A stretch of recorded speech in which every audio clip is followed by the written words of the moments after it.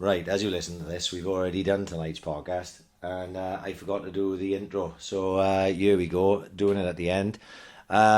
Sponsored by the Bunkhouse Bar, now officially Swansea's #1 live music venue, as recognised by the Swansea Tourism Awards. 25% off all tickets on their website this Black Friday weekend only via www.bunkhousebar.co.uk. They're available on all social media platforms, so that's Instagram, Facebook, Twitter. Go give them a follow, and I like to see what they've got coming up. And now serving coffee and hot drinks all day. Also sponsored by JMW Heating and Plumbing Limited, domestic and commercial, gas, heating, plumbing and building maintenance. 24 hours a day, 7 days a week, emergency call out, covering the whole of South Wales and South West England. You can get them on the email info@jmwheating.co.uk and on the phone 0330 100 5286. There's a 10% discount for NHS and military veterans, 5% discount for Swansea City season ticket holders and AIC podcast listeners. It's a free quotation, they're a safe contractor member and a backseat accredited installer. And last but certainly not least, the Boss Brewery Bar is back, and it's bigger and better than ever. They have a new outside bar for quicker service and only 200 metres from the Liberty Stadium. As of tomorrow, because we've got, Fulham at home, they are open from midday. So get yourself down there for some Friday afternoon beers before we play Fulham tomorrow night. And they're open through to Sunday night. They have a new takeaway set up inside the bar with more bottles, cans, and also 10-pint mini kegs for people to pick up and drink at home.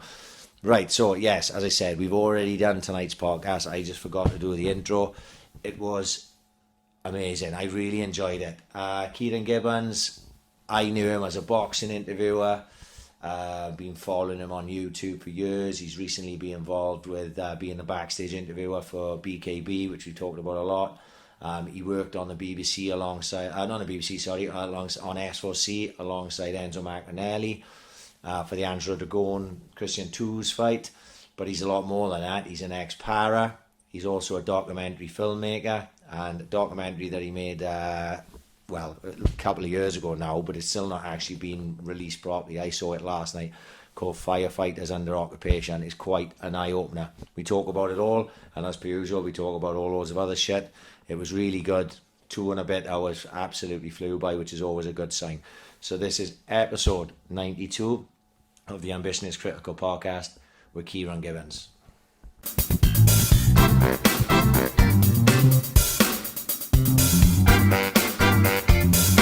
Ambition is critical.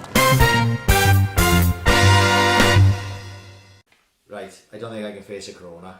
Really? No, that bad? serious. It's just been too long a month. Yeah. Right?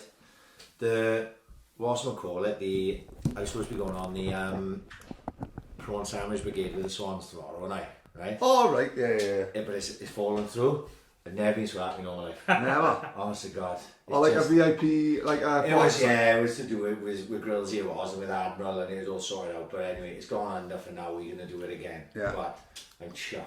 Really? Because imagine if we've got a free bar, you're going to kick the arse out of it. On a Friday night as well, yeah. On a Friday, Swans, I mean a Friday night game, done Liberty for ages.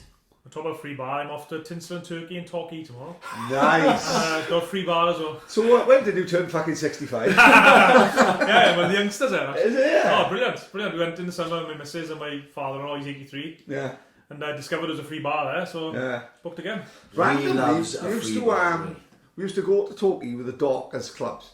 Saturday would be fancy dress, 70s. Good laugh, mind. We got kicked out of an hotel once. We weren't even staying in the hotel, so I don't know why they kicked us out. They had like an outdoor pool. Right. And Gary Cobley pushed me in. We only happened to be random. We couldn't find a hotel, see, so we walked into like a back garden, and there was a fucking swimming pool.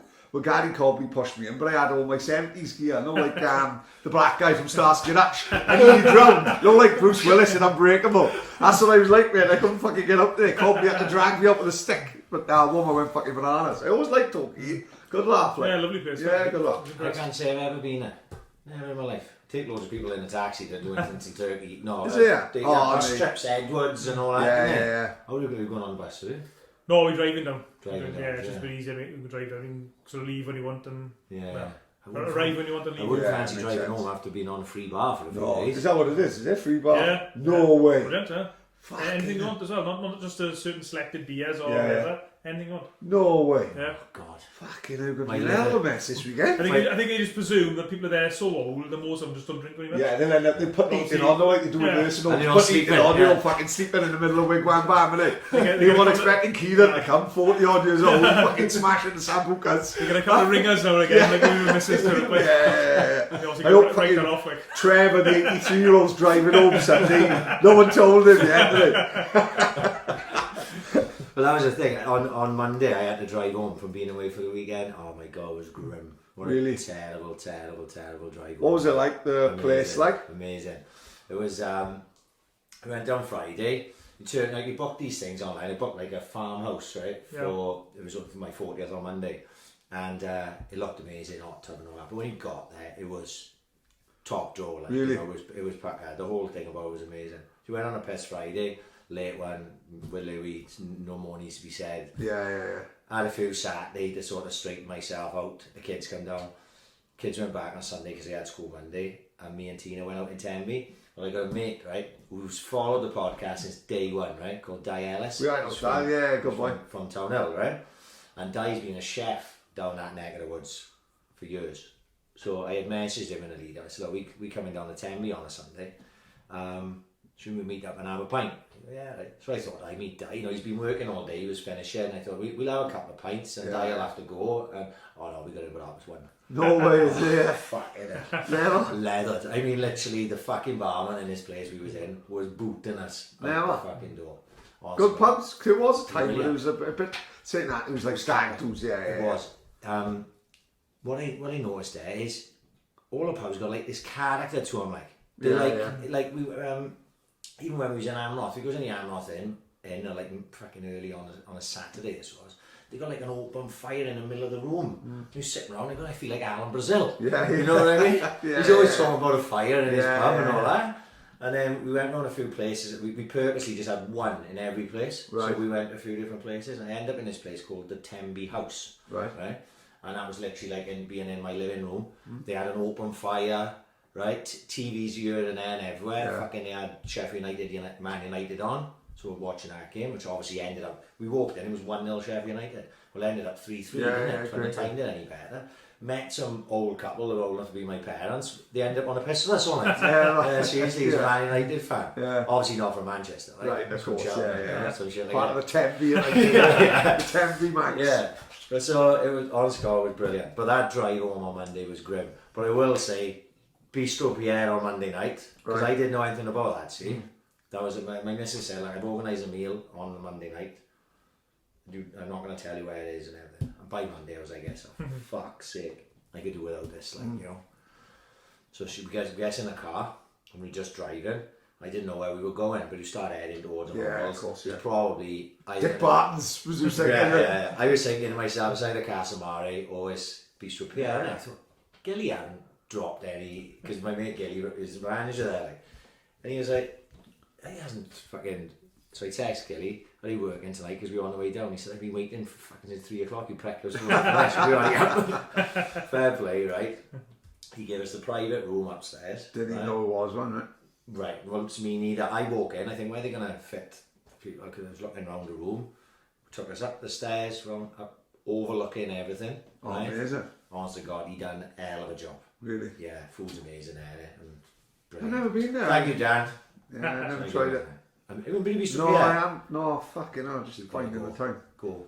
Yeah. Honest to God, it's fucking outstanding down there. And you don't need to have a drink, you can just drive Yeah, down. of course, yeah. Set in and everything. It's amazing. Anyway, that's enough of my 40. Yeah. I've had fucking enough of it. Right, yeah. Honest to God, my sister ordered me a box full of these craft beers from some fucking brewery in North Wales or something. They arrived 2 days late. I looked at them yesterday, I was like, oh no. Stick them in the bin for Christmas. Oh my God. Well, I came home with beers from the weekend and everything, and I literally didn't even put them in the fridge. I just chucked them under the stairs and went, I don't even want to look at them till Christmas Eve. Like, that's how much my kidneys hurt. Yeah. So anyway, fuck all that anyway for now. Thank you for everyone who was there, you know, and had a good drink with me. Yeah. It was a good crack. But anyway, Ciaran, it's lovely to meet you, because you know what's strange about doing this podcast is like we are just meeting people all the time that we've sort of known for years, and I've sort of been watching your interviews on YouTube and stuff, and then obviously now with you doing the BKB, and well, we talked about Ciaran on long time with ago. Enzo. When he recently did the BBC Wales, Angelo Dragon and S4C. Sorry, why was I thinking BBC? The S4C. You did the English commentary, didn't you? And we talked about that then just after, because obviously we'd had Angelo on, then there was a show, and then we talked about it the week after. I think what Angelo actually said was, when I interviewed him before, I kept on saying Angelo Dragon. That's right, yeah.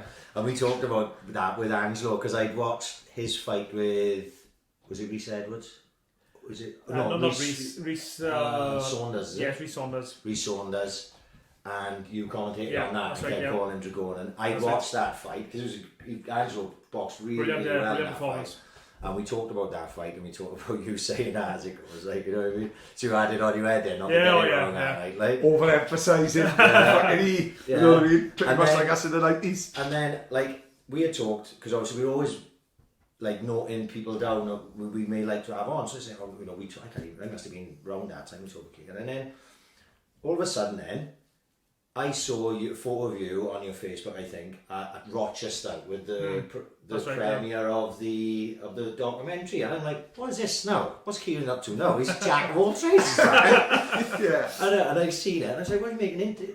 I said, and we must have been thinking about it at the same time, because I text Paddy, I said, we got to get Ciaran Gibbons on. He said, he's doing documentaries now. I said, well, you've seen what I've seen as well. Yeah, same time, because I think your recommendations sort of things will come, you know, into pretty much the same things. Yeah. You know, and then, well, I don't know, the two things you're doing, but there's probably more things you're doing now when you tell us, but they're both things that fascinate us, you know, boxing and sort of documentaries on any fucking next to it. It was probably what we talked about the most on this. Yeah, agree with since we started. But beyond that, what I didn't even know, Stacey Farnell WhatsApps me in a week.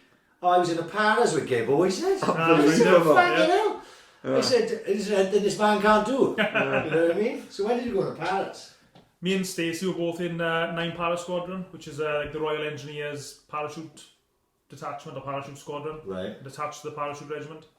So I was actually in 9 Para Squadron at the same time that Darren Bushby, who I believe was a Darren was in 1 Para. Right. At the same time, well, Darren joined maybe a year or two after me, but we would have been in Aldershot around the same time together. Right. And actually, I thought about this a few times since. That my very first night out in Aldershot, Aldershot's a garrison town. We got 2 battalions of paratroopers there, 1 para, 2 paras, 1,200 blokes full of anger and testosterone. You got all the attached units like 9 Para Squadron and 2 and 6 Para Signal Squadron. So that's another maybe 300-400 blokes all thrown in. And then everyone goes out in the beer on a Thursday night. Yeah. And then all the different units got their own pubs, and they all congregate in a nightclub called Cheeks. Right. It's a classy joint, because as soon as you walk in, there's a big huge arse on the on the wall. Sounds like our type of place. Yeah. It's full of squaddies, and the very first night they were out in the Aldershot, we ended up in a punch-up between my squadron, 9 Squadron, and guys from 1 Para, which is Darren's. Yeah. Not Darren's. I bet it was fuck out of Bushby's family. But I was just mad, just like brawling on the street. I think, geez, what have I let myself in for here? Like, do all the people of Aldershot fucking hate you? Or are they just so used to it? It's probably... I think at the time, it's changed now. I think a lot of the units have gone off from Aldershot. All the airborne forces have gone from Aldershot. Right. And I think at the bottom of the town was sort of where the civilians used to go. And at the top of the town, near the bases, was where the squaddies went. Cause I think it'd go 2 ways. One, it could be a nuisance because we've got 500. Well, no, 1,500. 1,500 men. You know, jumping in the town, all as you said, fucking hyped up on testosterone and fucking wound up all week. But then also, they probably bring so much money into the town that what we're going to do is go down, you know... It's probably a bit of a love-hate relationship. Yeah, of course, yeah. I bet the birds love it. In fact, imagine that. Imagine 1,500 women piling in Swansea every Friday. One of the boys I knew from my internet trials before, he's a Marine, right? And there was a name for the birds that the Marines, that used to congregate around the Marines. I can't remember what it was. Did you have a name for the girls they got? No, there's a few names, so I'm probably not for broad. So I guess. But, this is on this podcast.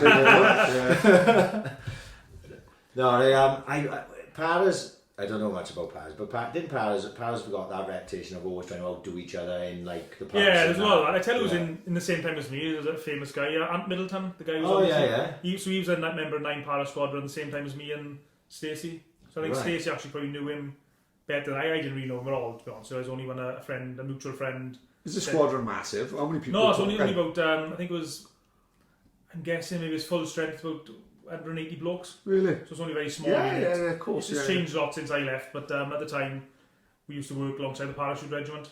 Did you do that straight from school, or was Yeah, that more or less, was that yes. always a plan, or do you just Yeah, feel I like, always like, wanted to join the army and Really? stuff, so I joined straight from school and Yeah. I did engineer training first, then volunteered for the P Company, which is probably like considered the second hardest course in the British Army. Really? The SAS. So I did that somehow. I wouldn't be able to do it now. I don't think you'll accept my application form now. I managed to do P Company and I went off to Aldershot then and it was great. How many years was you there? I was there about 4 years. And Really? I got out just around the time of Kosovo, in the Kosovo conflict. Ah, right. I was I actually see, still yeah, in. yeah. I was.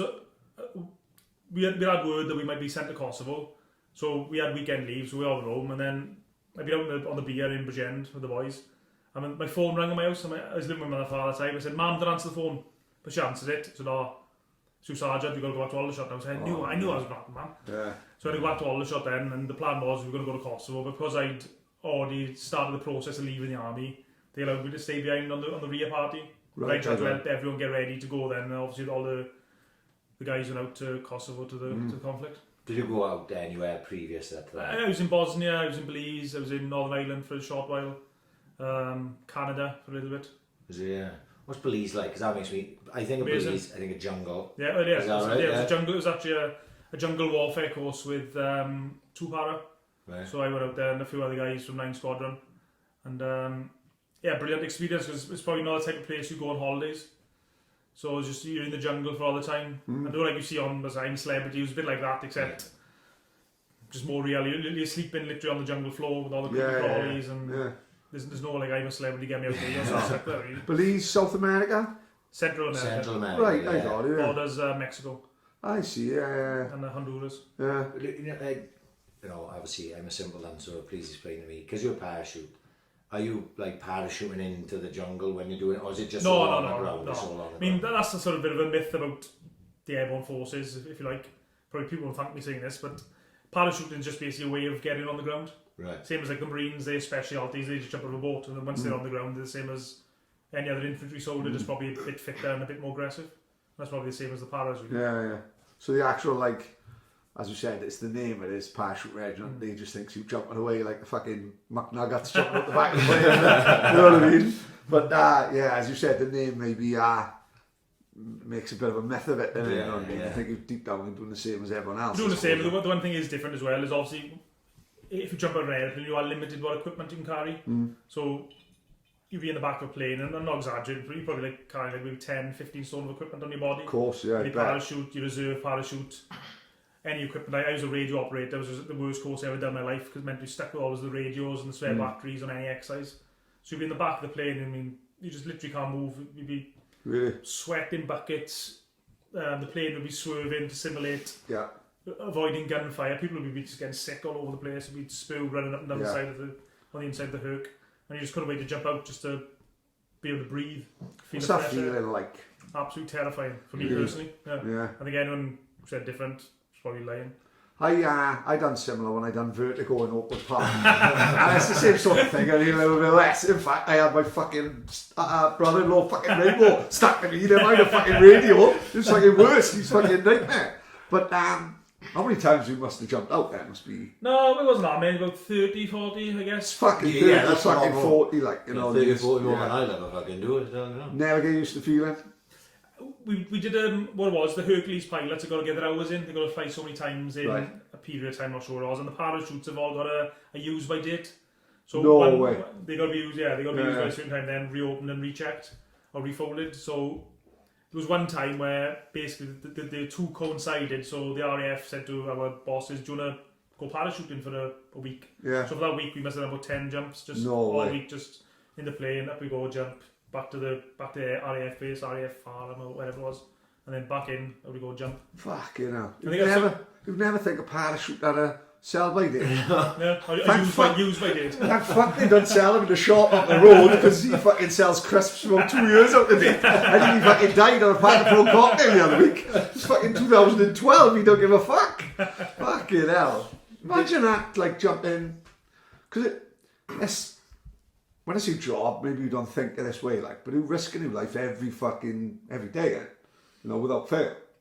Yeah, relatively speaking. It's not relative, it's 100%. Never mind, you know. Well, the chances of being killed are probably quite low, but it's still quite scary, yeah. Yeah, oh, fuck, yeah. It's one of the, like, I've done some dull things, and it's one of the dull things that I've never fancied, like, you know what I mean? Don't bungee jumping and all that shit, but... It's like a scary feeling. You're all lined up in the plane, and the other red light that comes on, that's sort of get ready. Yeah. And these are called static line parachutes. You've got to physically get up, and you hook your parachute on a metal wire. I see them, yeah. So you hook up, and you got the green light. Sorry, the red light is there. It's like I can't remember these exact terms now, but it was just get ready. Yeah. And then when the green light comes in, it's just like a big conveyor belt, and everyone's going, and you're in a big line. Especially if you're at the very back is the worst. So you're going down a line, and you see disappears. And the closer and closer you get, and sooner or later it's your turn. And the jump master will turn you around, one guy will spin you around, and the other guy will just push you out the door. Unbelievable. And then off you go. Yeah. That's like you say, that's just never been for me. Never been for me. Right, I'm going to show you something, because I never tried to stitch anyone up. Stacey sent me that. Can you tell us? Yes. Can you tell that story? Right, because the only reason I do that is because I never want to stitch anyone. Right, yeah, good idea. Stacey said, ask everyone about dressing up as Jesus in Bosnia. Right. But yeah, we were in Bosnia over Christmas in 97, 98 maybe, or a bit later, around that sort of time. But anyway, on the base we had a Christmas, so there was Christmas Eve, around Christmas anyway, we had a fancy dress party. Right. And the theme was, kind of, the Romans I think was the theme. So I think some of the dress up us, and I thought, something original. And everyone was sort of togas, and of course, get the bed sheets. I thought, I'll let dress up as Jesus. So there's two big bits of wood they were using for something, and I managed to, these wood are huge. Yeah. I nailed them together. And we gone full on Pontius Pilate. Oh, amazing, yeah. And I strapped the wood I was just walking on my pants, I strapped the wood to my back, and I was walking on the bar there with this big cross on my back. You could have gone made a little halo as well. Yeah. You could have had like plenty of different eras of Jesus. I'm glad we went through the most painful time. You know what I mean? That's a good idea. Like. Just go straight with the big hit, doesn't it? You know what I mean? His final days. Yeah. So what happened then? He fell asleep outside. Oh, you mentioned that as well. He did, yeah. Okay. Yeah, so as you can imagine, we were all drinking quite a lot, and basically cut a long story short, I fell asleep in the snow outside the base, drunk. Right. And this Irish soldier found me, and he basically chucked me in his bed and jumped in with me to bring me back round, basically. Right. Sounds like a true Catholic. Jumped into bed. He still tells me he's on a pub with that. Yeah. Oh, that night they jumped into bed with Jesus in Bosnia. Remember that night they spooned the Holy One? You're lucky you want a Protestant. He'd have covered in snow and you'd fucking dead. He was a Protestant, actually. Oh, was he? Yeah, he's from Northern Ireland. But every Irish soldier in the British Army, whether they're from Northern Ireland or Southern Ireland or Protestant or Catholic, are all known as Paddy universally. Is it really? Yeah. Was he known as Taff? Yeah. I was known as Taff, yeah. Yeah, that's the way it goes, isn't it? Yeah. Universal. Did you box or in the army? Yeah, I had a couple of fights in the army, yeah. Were you any box previous to that? Or I had a few. I boxed a season in Crusader Amateur Boxing Club near where I'm from. And then I played rugby more than boxing, but just in the army, if you can box, you get given as much time off as you want. Oh, that's right. Bushby loved it there. Yeah. Oh yeah. I mean, I actually talking about Bosnia. I actually got sent home early from Bosnia. Right. To box in the boxing team. Is it? Yeah. So the total duty for everyone else is 6 months, and I perhaps did 4 months. Happy days. Because it is held up as like a bit of a on a pedestal then. Oh yeah, the regimental rivalries because of boxing and all sports, but boxing especially is as you can imagine. Yeah. Being in the military. Because I've been to a couple of shows, police shows, and they fucking tasty, man. You know, well, they take it serious. Yeah. You know, they are tasty. Like Luke Matt coaches a team, and he's taken them all over the world, like Washington DC, Boston, New York. Taking a Metropolitan Police boxing team out there, one experience that is for them, just amazing. Because don't forget, become friends then with people who run in the city, basically. Like when we went to see, talk about it, it was like you went to see Joshua Ruiz in New York. Once in a lifetime experience, probably never ever happen again. Gets off the plane, there's a hour and a half queue in customs, like. My mate phones his mate. We had to boxed against in the New York Metropolitan Police versus the NYC boxing team. Marches through the customs. How many of you? 4. Walks us through this fucking big line. You know, like Goodfellas when he goes round the back. Yeah. Come on this way. I prefer it this way. You know what I mean? Fucking incredible, you know. Fucking, and that's the camaraderie them two have got. Because they box. Because they box, like, you know, amazing, like, you know. Yeah. But where did it? Because obviously you came over here. Where did you start, like, the YouTube interviewing thing? What year? Well, I actually started working for. Well, the way it happened was I was in my stake library one day because my daughter was in nursery, so I had a couple of hours to kill. So I either go for a walk with the dog or go to the gym or whatever. So I was in the library using the free internet, and I heard that Ricky Hatton and Manny Pacquiao were coming to Britain for a press conference. And I've always fancied meeting them. And my missus at the time, she used to like boxing as well, and she particularly like those who box. I said, "Tell you what, let's try and blag our way into that press conference." Like. No way. So I managed to get hold of Ricky Hatton's press guy or one of his press guys for the press conference. I said, I'm a photographer. And I said my missus was a reporter. So they put our names down on the list. Yeah. I managed to get a camera off someone. I didn't own a camera at the time. I got a camera off someone and we just turned up at the Imperial War Museum as boxing reporters. And in we went. No way. And the other time, normally now, like I go to been to quite a few press conferences since. Most press conferences, you can just turn up at the door and just go in. But the really big ones, like say Froch Groves 2 or any of Joshua's fights, you got to put your name down on the media list. But this, because obviously Manny Pacquiao, Ricky Hatton, two of the biggest names in world boxing. Of course it were. There were people been refused. There's proper boxing people who've been refused entrance. And yet there's me and my missus from the valleys. Me and my camera, my missus with a notebook just bought from Tesco's petrol station. Amazing. Straight into the press conference. Yeah. And that's where it all began. So I started there and I thought, this is good. That's why Paul Boyce was putting shows on in Swansea at the time. In Oceania. Yeah. And, when Chris Ware and Ricky and Darren and that, yeah. And Steve Sims, the former British featherweight champion, he used to put shows on in Newport. So I just went to my camera and just spoke to them and said, do you want me to come and take some pictures of your show? And they go, oh yeah, brilliant. So I was sort of the first person to start doing that type of thing within Wales. Yeah. Quite often there'd be nobody else there, maybe one or two reporters, Gareth Jones from the Boxing News. But there'd be no photographers there really. And then Boxing News contacted me asking me to use the pictures. So I was sending them the pictures to Boxing News. Boxing News, the prop. Oh, fair play, like, Yeah, so that was a massive thrill for me. That's it, of course. As a boxing fan. To see like the oldest boxing magazine in the world. And then there's my pictures on there, picture by Ciaran Gibbons. Oh, amazing. So that's how I started. And a friend of mine, Darren Wilson, who used to train Jason Cook, he started training. We've had Darren. Great guy. We started doing the strength and conditioning for Nathan Cleverly. And in the meantime, now I bought a professional video camera, even though I didn't really know to use it, or I didn't have necessarily nothing to film. And I just thought, I'll chance my arm here. So I done an interview with Nathan and contacted KOTV that was used to be on Channel 4. And I remember KOTV. Yeah, so I managed to get hold of the producer's phone number. I spoke to him, said, I'm going to interview Nathan Cleverly here, do you want it? He said, I'll send it over, we'll have a look. They liked it. I said, what more can I do for us? Amazing. And I just went around the country interviewing boxers. And well, still am till now. Basically. Yeah, living the dream, like. Yeah, basically. Yeah. I still got to, hard to believe sometimes, really. Well, it is. Listen, if you can get involved in any sort of sport that you love, at any level, look at what Kugan Cassius have had a bit of shit this week. Someone was slagging him off on ESPN saying it's out of order. They're getting more coverage, access than a lot of others, right? He's Eddie Earn's boy, isn't he? Do you know what I mean? So the rumour goes they get subsidised and looked after. Of course. But there's no rumour to that. Eddie Earn have quite openly admitted that. Yeah. But there's a reason why they get access, and that's because Eddie Earn fucking likes it. Yeah. So he paid his dues. Like, he's gone in at ground level, and he hasn't always been this fucking guy having million views every interview. He's worked his fucking ass off himself. Yeah, definitely, 100%. He'll probably travel up and down the country not getting a fucking penny, but doing it for the love of it, you know what I mean? Which I think And was the what... thrill. Yeah, and the thrill of it. You know, we don't get fucking nothing for this. You know? We're just doing it for the shits and giggles. For the glory. Oh yeah, for the glory we chancing our arm, like, you know what I mean? Who knows what it brings? But it's the same thing. You've got to start somewhere, haven't you? And you've got to build.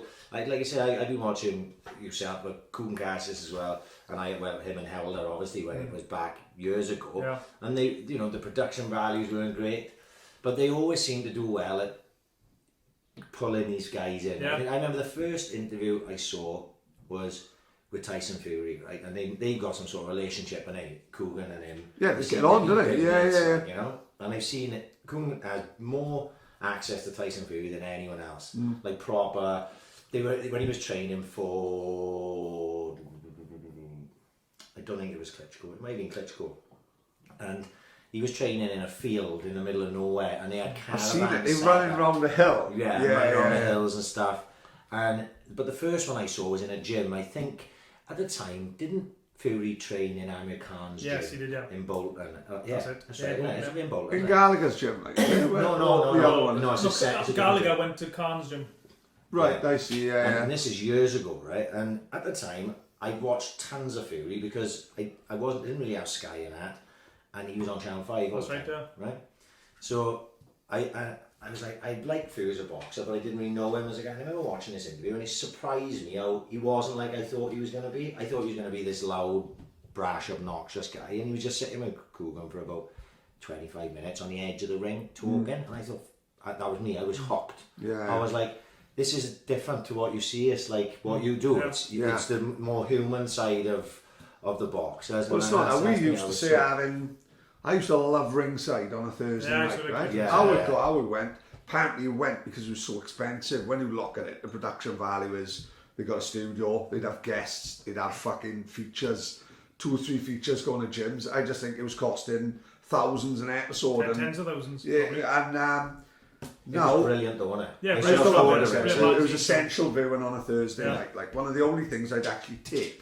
And I just think what happened then, I just think because of social media, it just moved on, didn't it? Like you like it when it's just you interviewing Jay Harris as soon as he's come outside the sparring. I think it's like more raw. It's changed. You know, like when we got the Kugan in, he's in with everyone. Like he'll have Frank Warren on slagging off Eddie Earn and vice versa. He stokes that up, didn't he? Yeah, you know. So the only problem with that is, like I just use my father-in-law example. Like he loves boxing, he loves any sport actually, but he wouldn't look at a mobile phone to look at a ringside program. Of course, yeah. He'd only watch what's on TV. Yeah. So that sort of market, that sort of band of people, I think they're missing out on. So yeah, they're missing the trick slightly.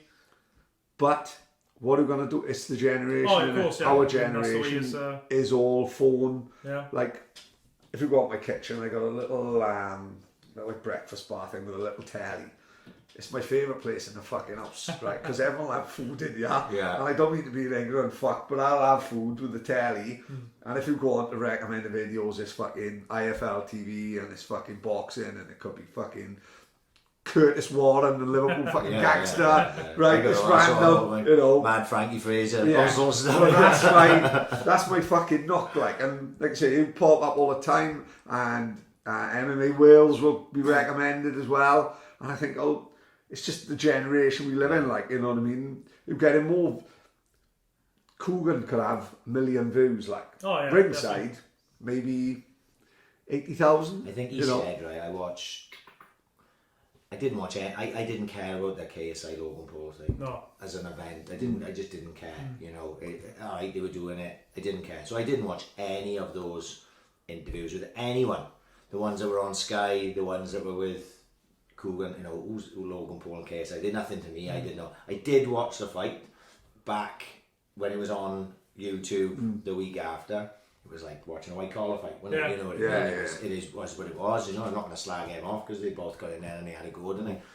But I did watch after the event was Kugan with Eddie Earn. It was probably about 20 minutes, I think. Yeah. And he had said like that. I think they broke all records. I can imagine that. Yeah, easy. Yeah. And when he said the number, which completely escapes me now, even I was like, whoa, fucking hell. Because I remember when he really got big was Fury and Klitschko, because all that week he had unlimited access with the Furies, so they were there all day. John Fury, Peter Fury. We're both Shane good. They Fury. good value with all the Yeah. Furies. Like. He's in restaurants with and there was a video of. Do you know they put the sponge on the ring on the Yes, right yeah, there, yeah. Yes, I remember that, yeah.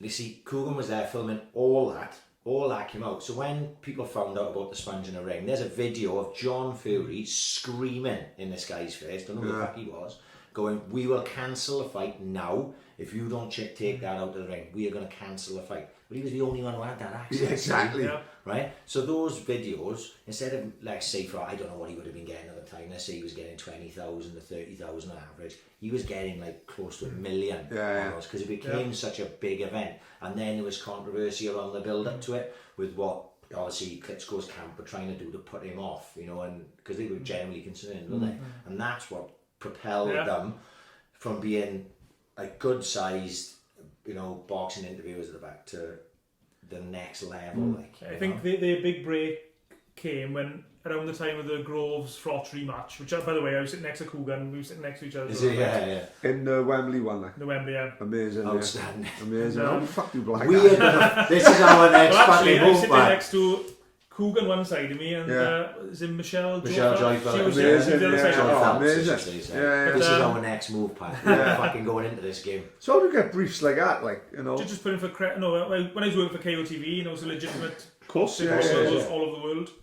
So I just put in for press accreditation, and it doesn't. I mean, British boxing is only a small circle of people, really. Of course, yeah. And once you get within a certain circle, you're almost to the point where I could turn up at most fights, really. I wouldn't even have to. I could just. That's how. Go and, Do you think you're that well known now? not so much now. As a face, like. For about 3-4 years, maybe 5-6 years ago when I first started, I probably would have been. Yeah. Not so much now, because I've mainly concentrated on the Welsh scene. That's It's fair just for enough. family and all that, reasons, yeah. really. There's a bit of a pain in the backside. We travelling to Manchester and London. Of course it is, yeah. All the time, like I was, just for interviews. But yeah, I mean, once you're inside that circle, it's like only a very small circle of people. And once you get to know the main people, not necessarily the promoters. If anyone wants a tip, the main people you need to get to know is the press officers. Of course, so right, yeah. Get to know the press officer of Matchroom, I got on with really well at the time, and the press officer of Frank Warren, and then you got them pretty much covered. Yeah.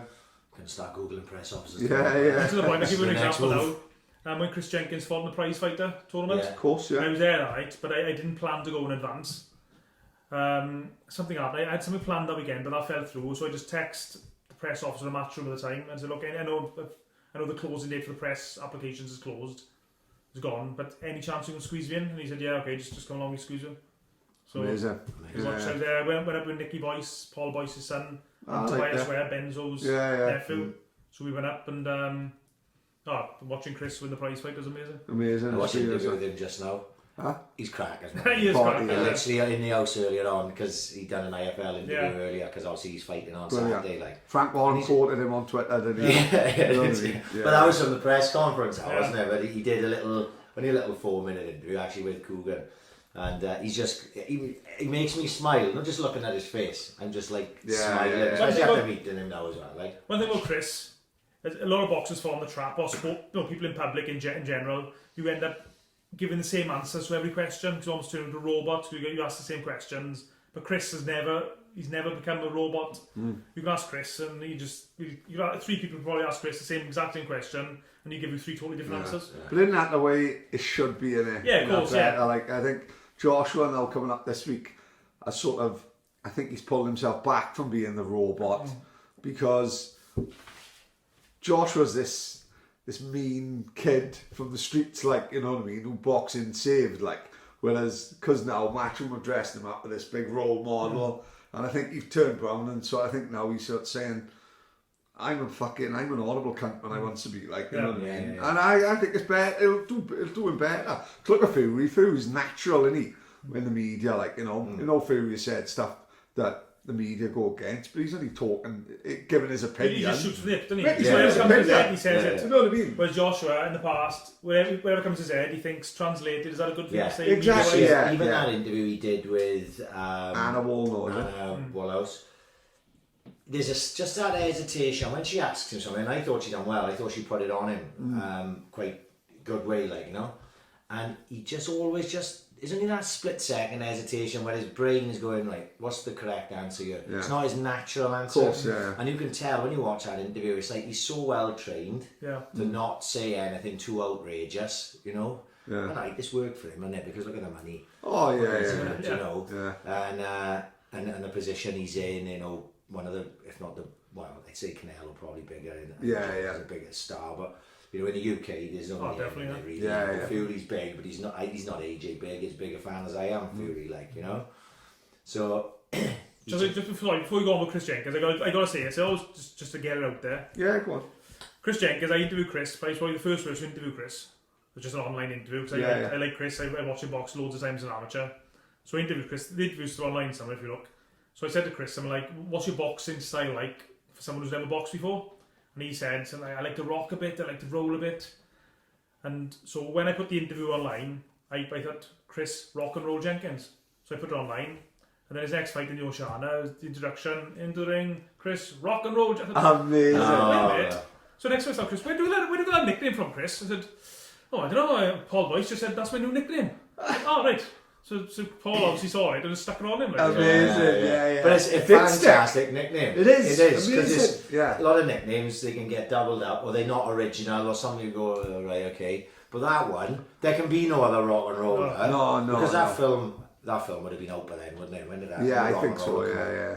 So, like, obviously, you know, when he's done the rock and roller as well, like the film, you can't use that again. Randomly, Chris looks a little bit like the singer, doesn't it? I can't remember it. Cable, Toby Cable, isn't it? Yeah, he's in Dead Man's Shoes, isn't he? Yes, that's it. He plays Johnny. What's his second name? You got like I only seen that film once. Good film. Guy, don't mind it. I quite enjoyed Don't it. hurt me, Archie. I'm only little. Great film. It seems to be speaking about Chris. Do you know much about the guy he's fighting on the weekend? I don't know a lot about him. I know he's supposed to be decent, but I think Chris is probably a level above.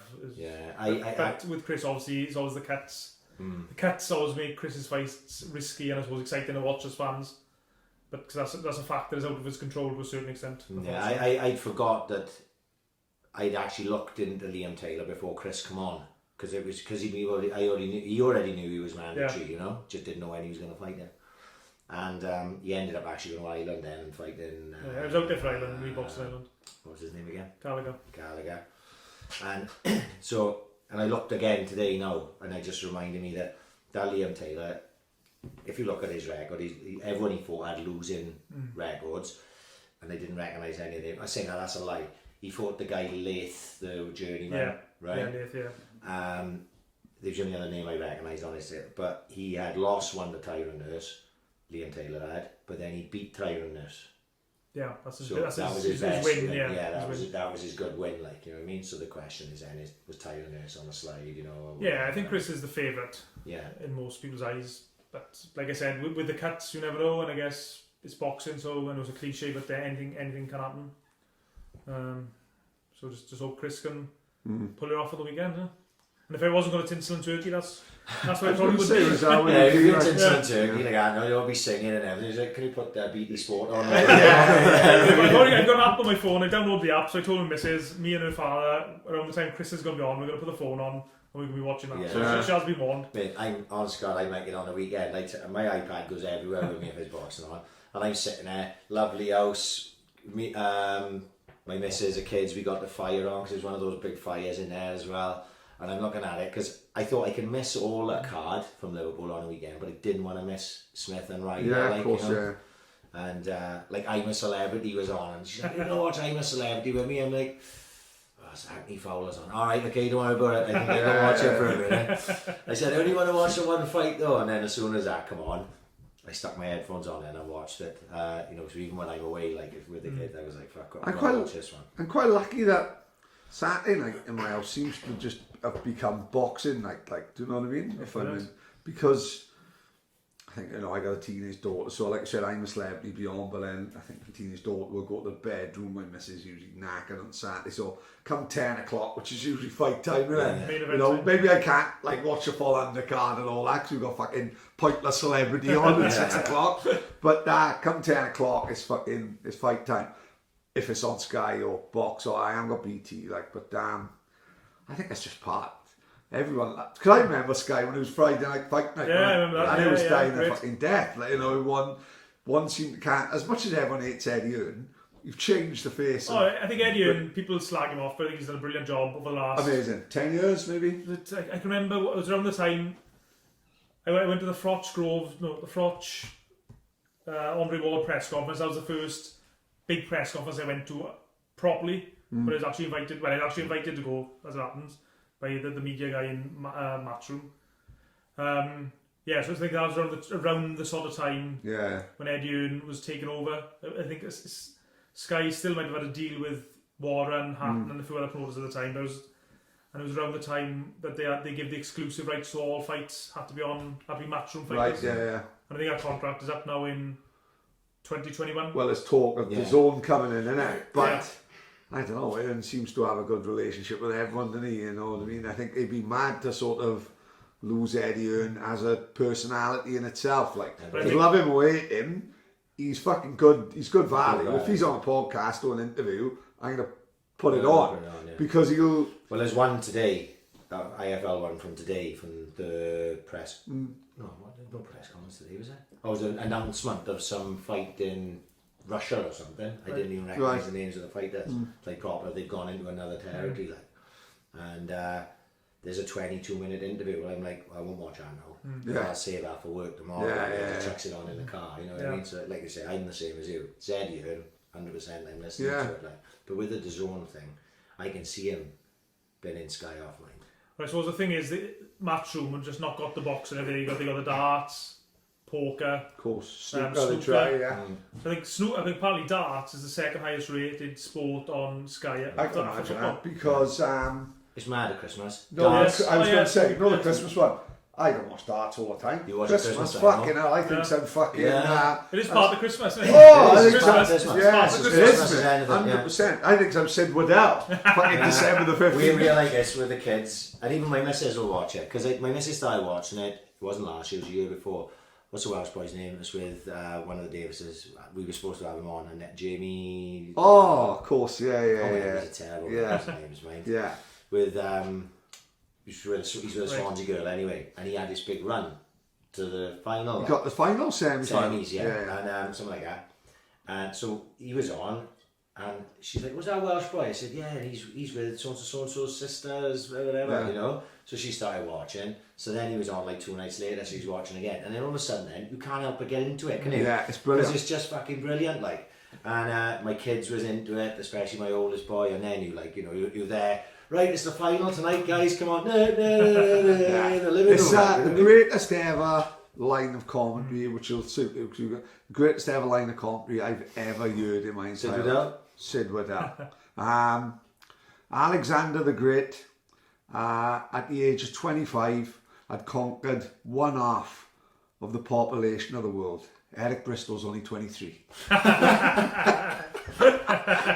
Fucking genius. He was a genius, He was brilliant. Genius. And like he says, the boxing, the darts is still amazing, the commentary is always still amazing, but it does miss Sid Waddell. Oh, of course, He's fucking absolute legend, like. But that's what I mean, that's what I'm getting at with the DAZN thing. When you see Eddie Hearn in interviews talking about that, and he's a bit coy about it, like, he goes, no, I've got a great relationship with Sky, and blah, blah, blah. But he's thinking to himself, yeah, but if Sky are going to offer you this, and DAZN are going to offer you this... Ultimately, it's going to come down to money, innit? It's all going to come down to dough.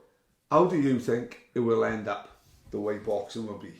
Is the pay-per-view version a fucking dinosaur?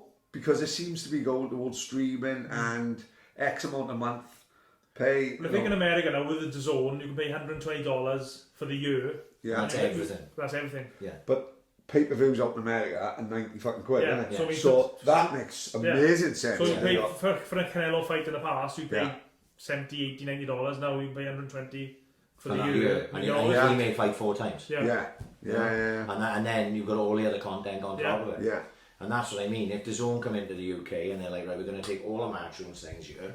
Well, I don't watch the snooker and the rest, but I will watch the darts and. Yeah, of course, because the darts will go with this match. Because DAZN did put a bid in for the Champions League, didn't they, recently, which they failed. Right, they didn't get the rights, but they did put a bid in for it. So they're obviously looking to get into. The Champions League is the worst thing that ever happened at the Champions League was it went to BT, right? Can you remember Paris Saint-Germain beat Barcelona 4-0 in the first leg? And the second leg, Barcelona beat them 5-0, right? We went into work, I went into the canteen the next day, no one spoke about it, right? If that's on ITV, everyone's saying, do you see the fucking football last night? It's probably the greatest game I've ever... What a comeback, one of the best comebacks ever. No one person in the canteen spoke about it. To me, that tells you something missing there. That's the same problem with boxing. Like, in the 80s and 90s, you had Ben, Eubank, all those guys on TV. And you only had like 4 TV channels, so you had to watch something. Whereas now they're on Sky and there's so many other channels. Mate, I'll go far back. The first thing I remember about boxing was Barry McGuigan fighting Eusebio Pedrosa at Loftus Road, QPR.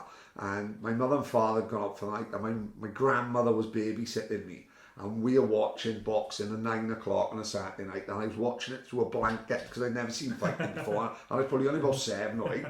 And it was a brutal fight. But Barry McGuigan became... His old man is singing fucking Danny Boy before the fight.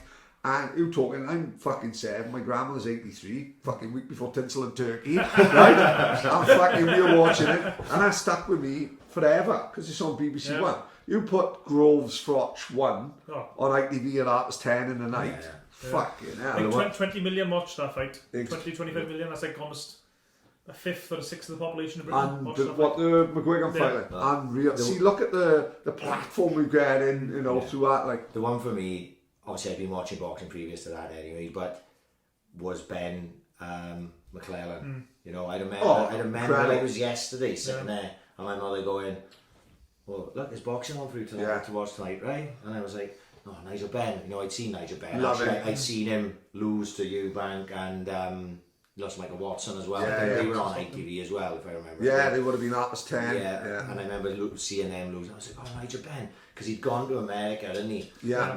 And beaten... Iran Barkley. And Doug Dewitt. Yeah, and he had another couple of good wins out of there. And don't ask me how I knew about that now. I'm sure it was to do with my BAMP. Because my BAMP and me was being the boxing together. But then I remember saying, it's Nigel Benn.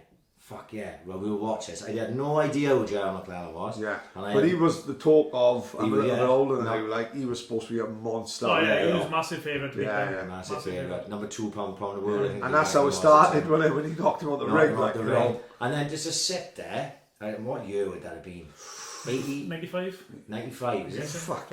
I just said it a little earlier, man. I just said earlier because we was in the pubs at 95, just before you were 96. Well, Eubank Ben, the first one was 1991 or 1990. Maybe 93 then. Yeah, but then no, he was saying it was a few years after that, wasn't it? Yeah, you might be right. I think Keenan's going to hit us with a spot on date. Ben McClellan. 25th of February 1995. Fucking hell. No, I don't know. This is why Keenan's the boxing journalist and we a pair of fucking donkeys. Because in my head, I felt like a kid then. I don't feel like a 15-year-old then, But anyway, to watch that fight like that, it's just, even today, that fight will send shivers down my spine. Like, I only got to see like a spell of it, and it's just it's the fight that always sticks me. That's why it's my favourite fight of all time. Well, another one as well is, like people don't realise, people forget, I thought it was on 10, but I've watched programmes before that reckon it was 2 in the morning for America, but Calzaghe Lacey was ITV. Yeah, Calzaghe Lacey was late. Was it late? And, 2 o'clock. I thought Calzaghe, obviously Calzaghe Bernard Hopkins was late. Yeah, but they was on Sky.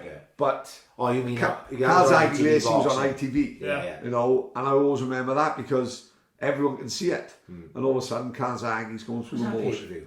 No, it was ITV. It was just normal ITV. Normal. I watched it. I just weren't sure. Because Calzaghe was going to pull out with a bad hand. Yeah, he's and he was on the verge of pulling out. And either Warren or his father said, if you pull out of this, you're fucking gone. Because we've had loads of pull-outs, loads of opponents have pulled out, and Calzaghe was very much going through the motions after he beat Eubank, and won a massive name, and he brought this Lacey, and fucking the rest is history, and I think that when he one fight sort of skyrocketed him to a new level. And it did, didn't it? Yeah, massively, And look at it, and don't get me wrong, after that then, you've got the Kessler fight, you had Peter he fought Peter Manfredo in fucking Millennium Stadium. Yeah. You know what I mean? All Manfredo had done was win the Contender Series and all that. Millennium Stadium. I was there. You know, fucking hell, You like unbelievable. Calzaghe or something? Yeah, I've been to Joe a few times Yeah. for KOTV and just for online as well. What's he like as a guy? He's very almost quiet, virgin and shy. He's not like particularly comfortable in the media. So I think he's a little bit better now than he was perhaps in his fighting days, but I think he finds he never 100% relaxes. He's always seemed the type to me because of like you look at where he trained and stayed training. He seems like a bit of a homeboy. Yeah. Like probably, sort of keep it on a down low. He's not as extravagant like Naz, who's of course, and that type of thing. Yeah. Even Ricky Hatton was way more obviously way. Ricky loved the media. Ricky was but great. Ricky's our homeboy, sort of same as Joe, but he had a bit more like Naz as regards to the ability to deal with the media. Like this was his 3 levels of it. You've got Naz, the extravagant one, and Ricky in the middle, and then I think Ricky Hatton's more like people's champion, isn't he? Yeah. You know what I mean? Whereas like Naz would fucking like probably pull up in a Lamborghini and shit. I think Ricky Hatton's got that fucking, he got the Del Boy. Me, my father and my brother, I think my brother was there, we were in the old ice rink in Cardiff, we were queuing up to get, I can't remember the main event, it wasn't Naz, Naz was fighting on the undercard. Right, I got I can't remember what the main event was. It was a night where Crawford Ashley fought Nicky Piper. Right, I see. So anyway, we were in the queue to get into the old ice rink, and so we're in the queue, it was getting dark, and I looked behind me, and there was a little Asian guy behind me, Right. it's Naz. Naz was in the queue to No get way. into the old ice rink for his own fight. Fuck. And I had a copy of Boxing News, and I said, give me a Dad, and he gave it to Naz. I'll just sign that, and he just signed it from the future world champion, Naz. Nice. Oh my god, Yeah, you still got Yeah, I that? still got it, Oh, yeah, Scaldy, class. what a And keeper Crawford that is. Ashley, I after he beat Nicky Piper, I said to Crawford Ashley, will you sign that? So he signed as well, and I did a Boxing News, was said something upset him. So when he gave it back, he said, Boxing News can kiss my ass. Oh, no. Keenan hides his fucking laughing at I think McGuigan signed it as well, and Jim Watt. me. Yeah, just amazing. Naz in the queue. Yeah. That's So, unbelievable. But then are the Get those days on where autographs now gone, isn't it? Yeah, So no one fucking bothers self- autographs, no. No, who the fuck has Everyone has autographs? selfie these days, Yeah. don't Isn't they? it? No, but isn't it mad though? Like autographs would have been the thing. Like now, fuck anything, you'd ask anyone to sign anything now. My boy went to the Swans did an open day. I think it was last summer, before the start of last season, and you would go down and go watch him training, and you could meet the players like. But he didn't have no autographs. He just had a load of photos. Yeah, He actually sent me one the other day. I actually put it on his Instagram, my boy. Of him and Jefferson Montero, like, Right, you know? yeah. And he had one with Conor Roberts and Joe Roden, and that was before. Just happened to have a photo with Joe Roden, and at the time he hadn't played in the first team. Right, I see. And he may have played the pre-season, but there was no. They hadn't started the season, Yeah. and it was only we played the first game, and then I went back and looked at his photos. I was like, "Fucking hell, that guy just fucking played for us." He'd done well to pick him up, like. But that's what people do now, isn't it? Yeah, it is. I've done it myself. Like, you know, I'm a right fanboy. I am. Like, I'm the fucking worst. That's one thing I try not to do if I go to a press conference. Even though I wanted, like when I interviewed Andre Ward, I so much wanted to take a picture of him. That was sort of the first press conference I'd been to, the big press conference, and I thought I can't. I had a queue. For some reason, I was the very first person in the media to interview him as well. Right. And even though I was a nobody, well, I was only working for KOTV, which is a tiny TV sports channel, a sports production company. I had all the guys from Sky, ITV, all the rest queued up behind me. And So there was they me, want and to February don't act like a fanboy, do you? Yeah, I know what I mean. Andre Ward, what a lovely guy, what a He brilliant. comes across Yeah, brilliant. yeah, Brilliant he do guy. come across well. He had so much time and he didn't rush, like people sort of tucked in behind me, but he wasn't bothered at all. He just spent as long as I was asking questions, he was happy to answer. Him and Tim Bradley are great. Tim Bradley is another good. They do the commentary for Showtime now, yeah, and they're great together. The two of them, like, Really? yeah, they did just good at what they do, Yeah. you know. And who's there? And is it Jim Langford as well? Still the Showtime? No, that's HBO, it's which have HBO. stopped now. Yeah, gone boxing now, yeah. Max Kellerman. No, when he was with HBO as well, wasn't he? Yeah, but he's moved over to Show- ESPN or yeah, Showtime yeah, now. well, Yeah, But anyway, whatever little setup they got Bradley and Andre Ward. And I was watching a fight recently, and them two were on it. I can't remember who it was, but anyway, they were brilliant. Yeah. That's what I'm saying. He just sounds amazing. Yeah, it comes across really well, doesn't he? Biggest name you've interviewed? Possibly, well, I've interviewed Klitschko's, Hatton, Eubanks, for all British boxers around for maybe 2 or 3 year period, maybe. So you must have been living the life then for Yeah, a couple of years. Like. like KOTV were paying me good money. Yeah. They were happy. I was landed to meet dollar boxers. Oh, amazing. Yeah. If it had said, look, just go and do it for nothing, and I'd done it. I agree. But they were No, I stupid enough to totally actually pay me to do it. So Got a gift horse in the mouth, right? I got to the point that like the boxers were contacting me for the interviews. No way. Like just as it's just easy. Like Chris Eubank Jr. for example, he'd had maybe 1 or 2 fights, and he had like a press agent or a media guy or whatever. So he phoned me up one day saying, "Oh, could you interview Chris for KOTV because we're trying to build up a bit of a following?" Because if you remember when Eubank Jr. started, he was considered a bit of a flash in the pan or I agree. living off his dad's name. Yeah. So there was that video of him fighting in the car park. that's wasn't it. You know Yeah. what I mean? Yeah. But so he said to the guy, whatever his name is, the press guy, look, I don't think KOTV will be interested in just Eubank Jr. I said if you get senior as well, then they'd probably be interested. So he said, "Oh, right, okay, well, I don't know if I can do that because senior's out of the country at the moment, so I'll let's leave it with you." So that was it. I didn't do nothing for 2-3 weeks. I'd come out to Tesco's in my steak, my shopping, phone rings, I don't recognise the number, trying to balance the phone on my shoulder. Who's speaking, please? It's Chris. I was like, I recognise that accent. So Chris Eubank, I'm phoning to arrange the interview. It's like, oh, right. I'm my shopping and I'm trying to think, when am I free now for this interview? And Chris Eubank on the phone asking to arrange to interview him. So I went on the sometimes Eubank Jr. would have a bit of stick, but it's sometimes as well it's the company saying we don't really want it, we want your man as well. So we've all given him stick saying, "Oh, when does your man fuck off?" But sometimes he might not have had the interview if he wanted his own man. KOTV wouldn't have paid me to go down there to interview him to Brighton. Of course, your man had been there. Yeah. They just looked at Eubank Jr. as a bit of a bonus. Yeah. The main event, if you like. No, I can see why that would be like. Yeah. Was that every weekend your time was taken up? Not on weekends. It's normally because most of the box obviously fighting on weekends, and weekends are generally the sort of rest period. It'd normally be during the week.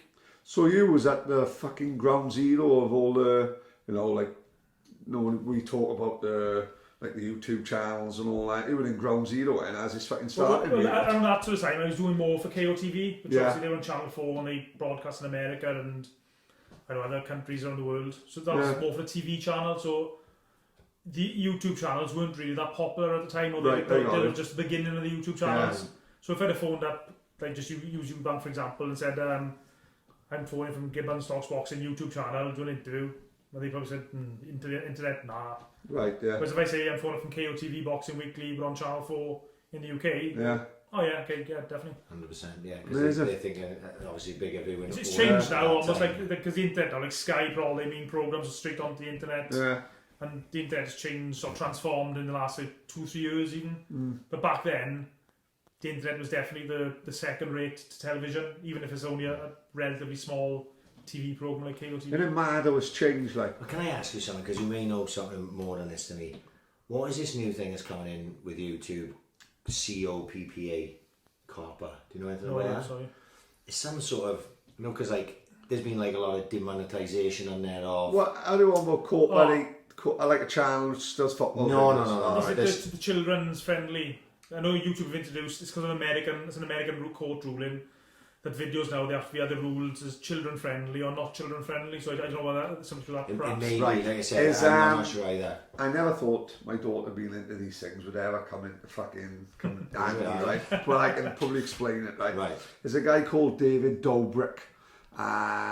We don't know him. You won't know him, but he's fucking massive, as in like to the point now where he's gone so big on the internet. They've had him on as a judge on like Americans Got Talent, right? Right. So what does he do? 4-minute video. It'll just be him and a gang of mates. So it'll like be all that slot, but he'll film his day-to-day life, and he was cramming in a fucking 4-minute video, like.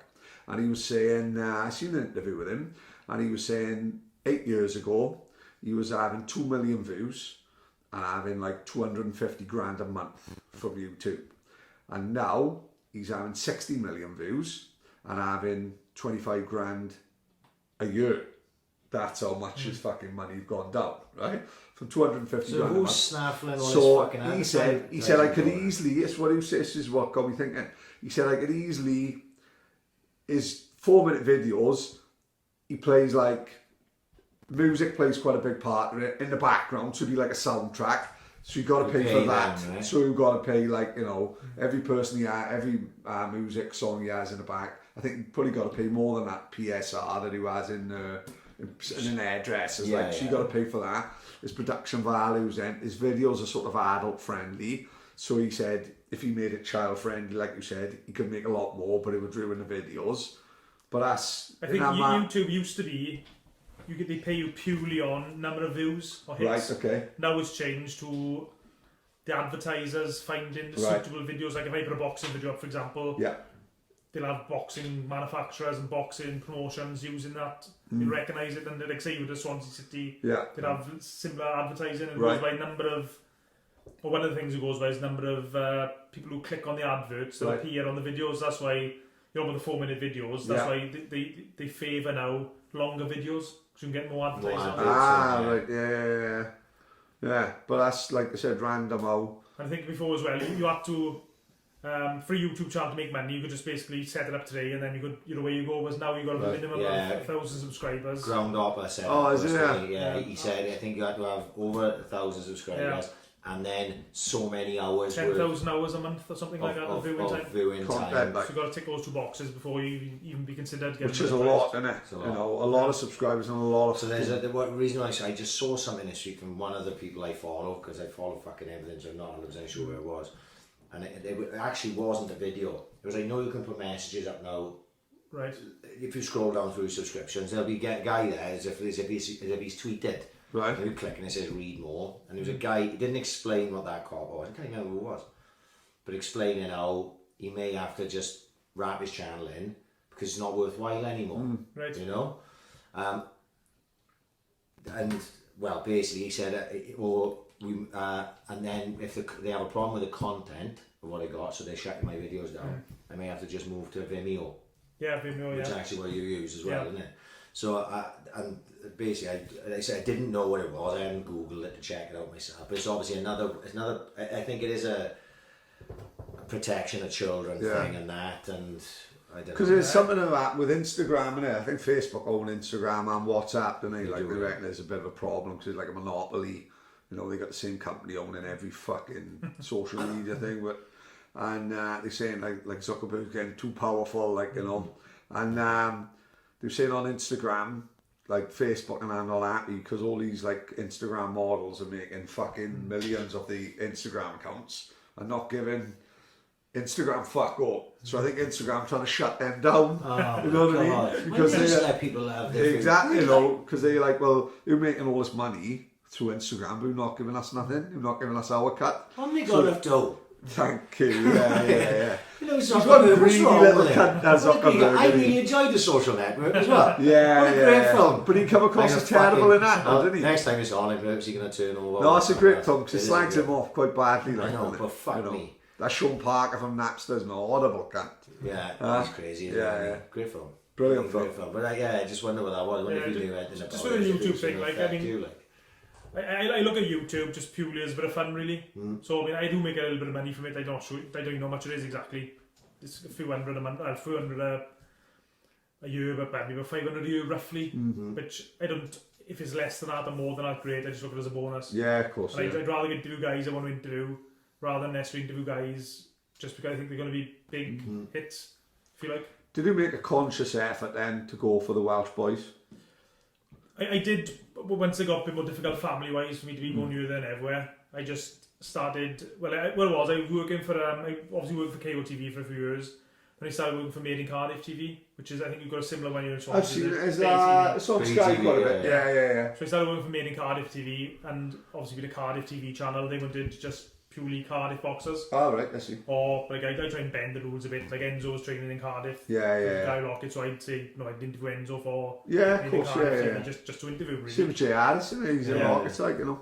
But yeah, so when I started working for Made in Cardiff TV, that's when I sort of slowly and surely started more doing Welsh boxers. Yeah. And it was a lot easier. Obviously, I could just go into a box, then go home in the night rather than a separate hotel or something. No, of course, And yeah. I didn't really, when Made in Cardiff TV went to pear-shaped, I just sort of carried on interviewing the Welsh boxers, really interviewing the guys I wanted to interview rather than... But I think that's amazing because that's one thing we don't get down here is exposure at all. Like you look at Selby, like Selby's profile dropped like a stone, really, innit? You know, when he thought Warrington have gone like that, and Selby just, I don't know where that. Selby's always had a problem with that, though, and he's not really. Well, his last fight, on about the pay-per-view and stuff. His last fight was on. What was it on? Well, he fought Ricky Burns, didn't he? Yeah, that was on the Sky pay-per-view. So that only the people who've paid for the pay-per-view, which is maybe I think it was around 250,000 people. So only 250,000 people watched that fight. The fight before that was on ITV pay-per-view. That figure's even less. I bet that was disgusting. I bet that was terrible. He's ranked number 1 now, isn't he? With the WO, is it? Yeah, ranked number 1. I'm surprised because obviously he's only stepped up and fought Ricky Burns, and then automatically number 1. Yeah, so, I mean the ratings in boxing are so corrupt. It's not. Paid too much heed into some reason. So where did BKB come in? Because that's obviously where I saw a load of you more recently as well. Yeah, just Jim Freeman, who owns the company, just contacted me. Actually, I did an interview with Christian Evans from Blackwood. Yeah.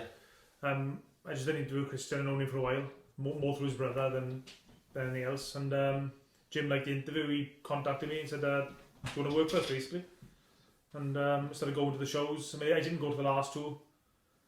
One before last was because it was the same weekend as Dragoni and Tuzi. But I didn't go to the last one. I didn't work on the last one. But I mean, there's another one in January, so fingers crossed. Yeah, because I was on the train and we messing back and forth, and I was like, "Oh, I'll see you up there, Ciaran." Yeah. I was like, "No, if I go on." But it was brilliant, mate. Oh, of course we didn't talk about it last week because Kev Johns would appreciate that. Oh, to be honest, what a day! Looked amazing. It was amazing. It's a brilliant setup they got. Fair play. I mean, I worked for a lot of different promoters, and Jim and Joe are probably the two best promoters I've worked for. I will say. Really? He looks a character, that Jim, because he's 1 minute he's ringside, then every he's a jack who of all wouldn't have seen trades, this, but like you had like Robin Reed or Enzo with the commentator. Oh, he goes straight in the middle and he's straight in the middle. He's fucking saying, I'm not happy. Like someone said about poking in the eye. Daniel Lewis, he went, "Hang on, I'll have a fucking word with the ref now." And I was thinking, he's a busy little weasel, isn't he? I like him. He's great. For the day, right? Honestly, we went up first class on the train because my mate works for train, so we had cheap tickets. Different. It's game first class, my name. First class, right? Rubbing my fucking nose and everything. Because I'm stuck in work. Paddy dropped out last minute. Fucking nightmare. So I'm delivering fucking mail uptown now and they fucking sipping on fucking Prosecco at 8 o'clock in the fucking morning. It was brilliant. So we get up to London and my mate Luke is a policeman up there. So we jumps off a train in Pan and he told us jump on a tube, go down to Charing Cross. So we're on a tube now. Stormman, right? Like I've been to London a few times. I'm no expert up there, but Storm was like a fish out of the water. Yeah, he fucking don't like leaving Britain. No. He lives. We would call him the Truman Show because he doesn't live outside his bubble. Like, he goes to work, doesn't he? He goes to work, and that's pretty much it. He's like the factory cat, and he lives in work. He's a fucking starving fuck. So we goes out to Charing Cross, jumps off. He said, "Go to this pub called the Tattershall Castle." Well, the Tattershall Castle, you're thinking a pub, isn't it? It's not. It's a boat that's on the River Thames. There's a boozer there. Goes on his boat. Luke up, my mate, he comes down to meet us. So steep for a pint there, right? $6.70 a pint. Yeah, that's fucking us. But I'm sitting there now. Louis gone to the toilet and Storman's at the bar. And I'm sitting there like this. And I'm looking across. London Eye is directly opposite where we are. I think, fuck, that's amazing. I've never seen London Eye like this before. I turned like that. I went, "Oh fuck me, it's Big Ben." Yeah, it's right next door. Yeah. I didn't even fucking think. Like, well, houses of Parliament over here. Big sounded Ben. like Crocker as well then. It's Big Ben. Yeah. So I was like, you proper like small town boys. Oh fuck yeah, we don't like fucking Keena and then the fucking smoke every weekend. It's to be with fucking Sugar Ray Leonard. Fuck no, we don't leave Swansea if we get out there. My mate Luke now comes down to meet us. We have a pint. He had arranged, right, for his mate in a boat unit to pick us up in a police boat, right? Ridiculous, isn't it? Taxpayers' money and all so that. when you're in the Tattershall Castle, there's a pier right next to you because they have those Thames cutters, they call them. Yeah, they're like the tourism boats, you know, they goes up and down the Thames. So originally that's what we were going to do, see, and Luke said, "No, fuck that, I'll get my mate from the boat unit." My mate, like, so he's on a blower like this. We're on our way down the pier. We walk up to the pier. There's none of this pavement lark. He went, "There's my warrant card like that, and we just walk in, Officer Dibble like that, and then we on. He said, "Oh, the police pick you up down there at the bottom, that part of the pier." Honestly, God, you see this boat coming in like that. Flashing lights and all that? No, thankfully. Like Baywatch, like everyone's jumping off with a red fucking float, like. So he pulls in, we jump on, 4 of us jump on, and we had the police boat tour of the Thames, so we got down to Greenwich where we were getting off, and then we went for a pint in Greenwich, which is lovely, mind. Is it, yeah? The Cutty Sark is where Greenwich is, right, which is like a landmark of London, isn't it? The Cutty Sark. And we went down a couple of pubs, at least 2 pubs down there, maybe 3, went over the hotel. And then, you know what I'd done, right, in the prick? When you booked the hotel, I didn't even check where it was. I just put nearest to the O2, and Travelodge come up, and it said 0.4 miles. Well, it's 0.4 miles if you can swim across the fucking Thames. Like, yeah, right? my missus have stayed in the same hotel watching Ariana Grande. I'll tell you about that in a minute. No. So, when we get a fucking taxi, right, from say Greenwich, which actually wasn't that far, to the hotel, it's 20 quid. Because it's not a straight road. No. It's like fucking everything is indirect. And we went through that Blackwall Tunnel, is it? And he gets off the other side, jumps in the hotel, and I'm like, oh, the O2's over there, like. But it may as well be on the moon, like. Yeah, it's exactly what happened. There was another score back to the O2. We had a few pints in the O2, went to the BKB, which was brilliant. I love it. Twice I've been now. You're a big fan of it. Massive. Love it. I love it on a TV. I find it entertaining as fuck. But in there, it's crazy. Amazing atmosphere. The atmosphere was absolutely amazing. And we had a whale of time. I walk in, Luke went to buy, I went to the toilet. I come out to the toilet, just walking on like that. He goes, "Fucking hell, it's Eric Olsen." Right, now Eric Olsen, most people won't even know who Eric Olsen is. No, Eric Olsen is an American lunatic. Bare knuckle, Muay Thai, I think he's fought it all, like he's one of them. Been inside as well, he's been to jail. Yeah, he's got like a proper backstory to him, like he's not a well man. Well, he's walking straight towards me, but fucking Eric Olsen, wouldn't be a nice guy in life. No way. He's got tattoos all up his neck, like this, he's covered in tattoos, he goes, and I'm not going to do American accent, but he was like, "Oh, nice to meet you, mate." And my bar and Storman come over. I said, "Oh, mate, take a photo of me and Eric Olsen." He said, "Yeah, it's no problem." He said, "You guys you're having a drink?" I said, "Yeah." He said, "Well, I'm on second." He said, "I'll come and find you and we'll have a drink." Right? So I just think he's paying me off. Fuck off, like get rid of this Welsh twat. He's been on the piss since 9 o'clock this morning. He's been on the police boat all day. Fuck's sake. Fucking hell, thank fuck you didn't find out about that. You wouldn't go drink to the Yeah. So anyway, later on in the night, we standing round. I can't even remember what fight was on at that point. Who comes wandering over? Fucking Eric Olsen. No. Had a pint with us, photos with all the boys, everything. Fucking brilliant. Met Sean George, who actually, because Sean George is one of the sort of originators of Bare Knuckle. He was on that Bare Knuckle Fight Club, which is on Netflix and that. The guy from Liverpool, what's his name? The tax man, not the tax collector, the debt collector, like Britain's worst debt collector. I can't think of his fucking name. Smith, is this something Smith? Yeah, Sean Smith. Sean Smith. Yeah. Now Sean George is on that. Now that's how far back he goes. Like, and it wasn't Christian was on that as well. So Sean George is just walking towards me, and I come around and say, "Fucking hell, Sean, nice to meet you, mate. And what a lovely guy again." And this is what it's like at BKB. The boys are not fighting; they just wandering around. They're all mingling. Big Joe Egan's just running around. The only one that I actually wanted to bump into, and I didn't see him all night. Enzo Mac. So I forgot to say, it's another thing. Enzo Mac rings me when I'm on the way up on the train. "You got a BKB?" I said, "Yeah." "You could have come up with me in the car." I said, "Oh mate, I'm with the boys, explain the situation." He said, "I'm commentating. I'll try and sort you out VIPs." I said, "There's 4 of us, mate. Don't worry about it, No, I'll have a word."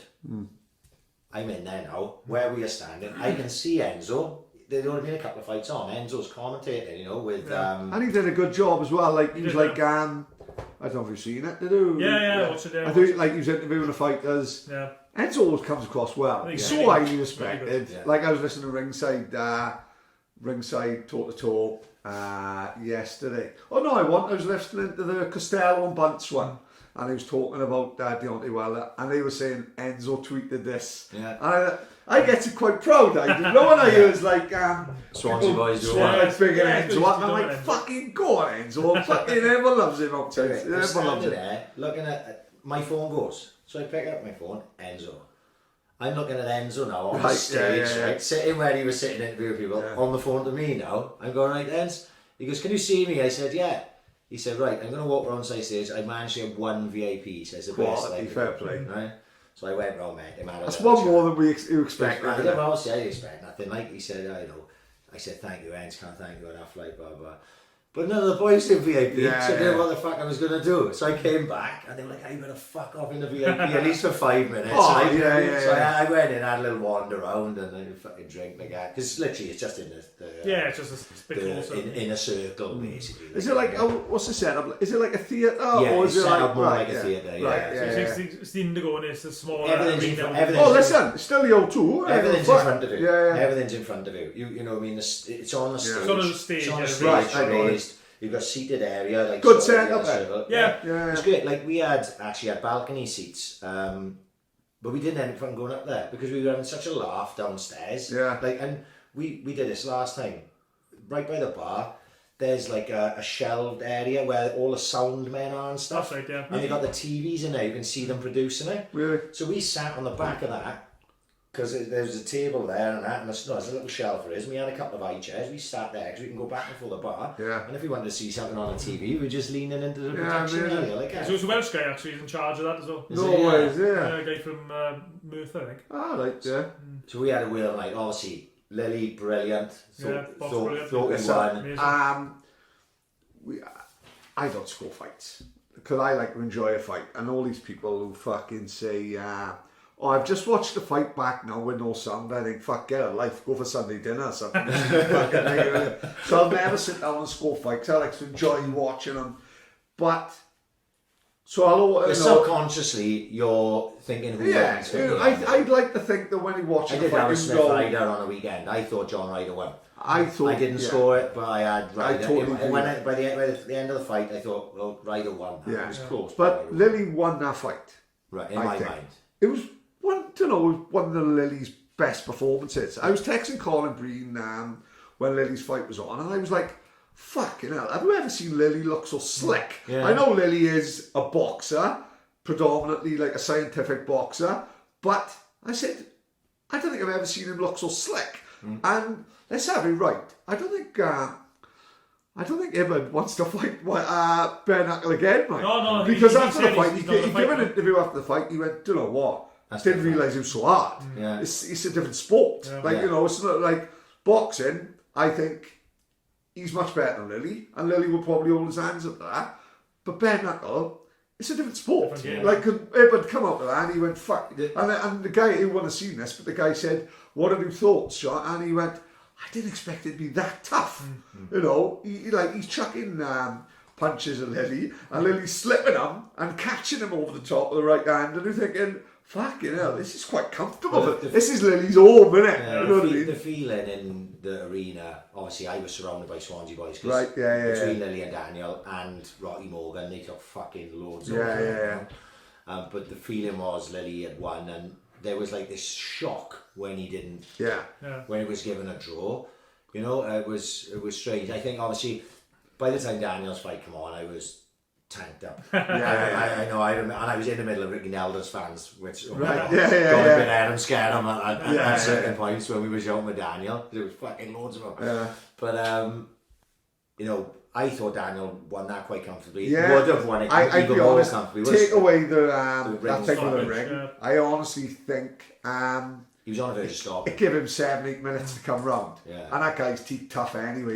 He's not his nails sticking out. He's no fucking bum, is he? No. But I think Dan, the commentators were saying it, so whether I was like swayed in that way, but he looked like he was on the verge of stopping him. And then that extra, like I said, he had like 2 rounds like off then because he knew he'd won as well. Yeah. You know, I watched it back last night.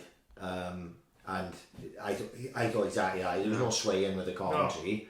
No. It was, he won 3 rounds comfortably. It was literally about to stop him. And then obviously the ring broke. Yeah. And then there was that big delay. And he didn't look like the same fighter after it. Whereas Ricky Nelda looked keen. He rejuvenated. Then he had like 8 minutes. You had 8 minutes recovery, like, so it's always going to happen, someone that tough. So one thing I come away with, like with Lily shows how much of a nice guy he is.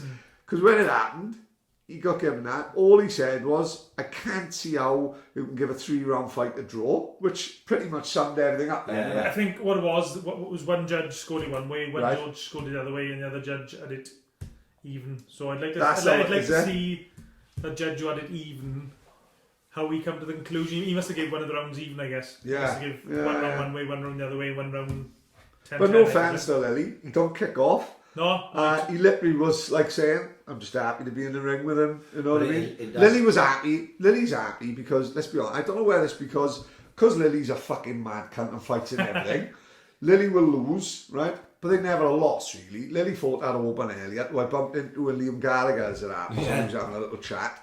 Best thing is, Jack Shaw's probably next to him, but I didn't even fucking recognise him. I was fighting that open earlier, and I was like, oh mate, he fought my mate. So brilliant, you fucking going to be great, like in the future, like. And he said, oh Lily, what a tough, fucking crazy cunt, like, you know. People are saying, like, he took our fight at a week's notice. I think because Lily's lost in everything, isn't he? So, in a fight like that, he knows deep down. Huh? No, what I'm saying is, in that, like, this is why he didn't kick off. Because Lily was more or less like, I think I won our fight. He's a veteran now, isn't he, James? Massive he's done veteran, everything. yeah. Boxed as schoolboy, boxed as a pro, does MMA, Fought in everything. BKB, so Yeah. he's a veteran, really. Yeah. So he didn't kick off after And the he fight. was, I think James admitted himself, and I actually interviewed him when I did commentary with him on a Bibba show a year or so ago. Actually, the first BKB show I worked on, James had a fight. I can't remember the guy he fought, but it was a really close fight. I think most people felt that James lost that fight. Yes, I think would that have been his last one, maybe? No, it was the one before that. Yeah, Right, before, yeah. I think it was a 5-round fight, and Yeah. I think most people felt that James was lucky He to was get cut the the win. fuck, if I That's remember. it, Yeah. Mess, yeah. I think he said himself that he didn't necessarily prepare properly. The guy he was fighting didn't have a great reputation, so Yeah. We talked about it on a podcast, that that's what he Is, said. Because his last fight before he fought Hibbert, he boxed completely differently. He boxed boxing. Yeah. You know, he didn't try and rush in and no, he knock the boxed guys really well. out. But he seems to have developed his style now for his skills. A really good style for BKB. Perfect. Whereas Yeah, before, James would be, he'd take punches he didn't necessarily have to take, and he gets smashed up. And Yeah. obviously, the more punches you take, the more likely you are to lose. But Yeah. he's developed his style into a really good box. Oh, mate, he boxing, looked moving. slick against him, but I thought. Yeah. That's the exact words I used to call him, you know, man, Lily looks fucking slick as fuck tonight. Really good, like. And someone put on one of the BKB Facebook groups, there's 2 Yeah. or 3 of them. Who do you think won the... I can't remember, there's roughly along lines. Who do you think won the Lily Hibbert fight? And every single Yeah, I person agree. said Lily. James. That's Lily happy though, isn't it? Yeah. He might have had a draw on there, but Lily will look at that, I think. Including Hibbert. Hibbert actually came on the group and said, I think Did he James really? deserves a shot at the title next. Yeah. Oh, fair. Well, it looks like it's gonna oh my happen now. god, right, go on. So basically, This was great last night. Lily, Good John had been Yeah. putting stuff up at me Yeah. about, like, you know, who's next and all this type of stuff. And Lily went, well, you've been avoiding me for so long. Yeah. And they've had a ding dong. But then, to be fair to Good John, he's put up. Come across great last night. Yeah, he kind of gone, well, who wants to see this? Yeah. And everyone was posting, Well, like, I I think it's funny. retweeted it. I had a I'll tell you what's happened there if you don't know the... Hey, Come on, hey, fucking we know all about the Keaton boy. secrets. Come Yes, have it, son. Well, Good John was meant to be fighting Jimmy Jimmy Sweeney in January or March. Probably March. Obviously, Sweeney's lost his world title. Yeah, So that fight's probably not going to happen. It hasn't got the same value. So of obviously, course. Good John needs another opponent now. And obviously James is there. He's been knocking on the door for a while. Yeah. I think they Well, he's unbeaten, so. he Yeah, deserves a shot. So, yeah, I think so. so things have worked in James's favour outside of his control, if you like. And when he was here, when he done the podcast with us, you know, not 3-4 weeks ago, Yeah, whatever listen it to that, was, you know, he was saying, I don't know where I go next. Because of that, because Sweeney was supposed to be That's right, fighting yeah, Good yeah. John. So Sweeney losing has actually opened things up for Definitely, yeah. James. And what I had a little look at Good John's like Twitter, like I scrolled up a little bit, and not just little, it might sound childish, but I was looking like how much interest he gets in his usual tweets, like. And so he was having like 40, 50 likes, you know, a couple of retweets, like. And then he put about Lily, who fancies this then? And Swansea have just gone, fuck yeah, great fight, love it.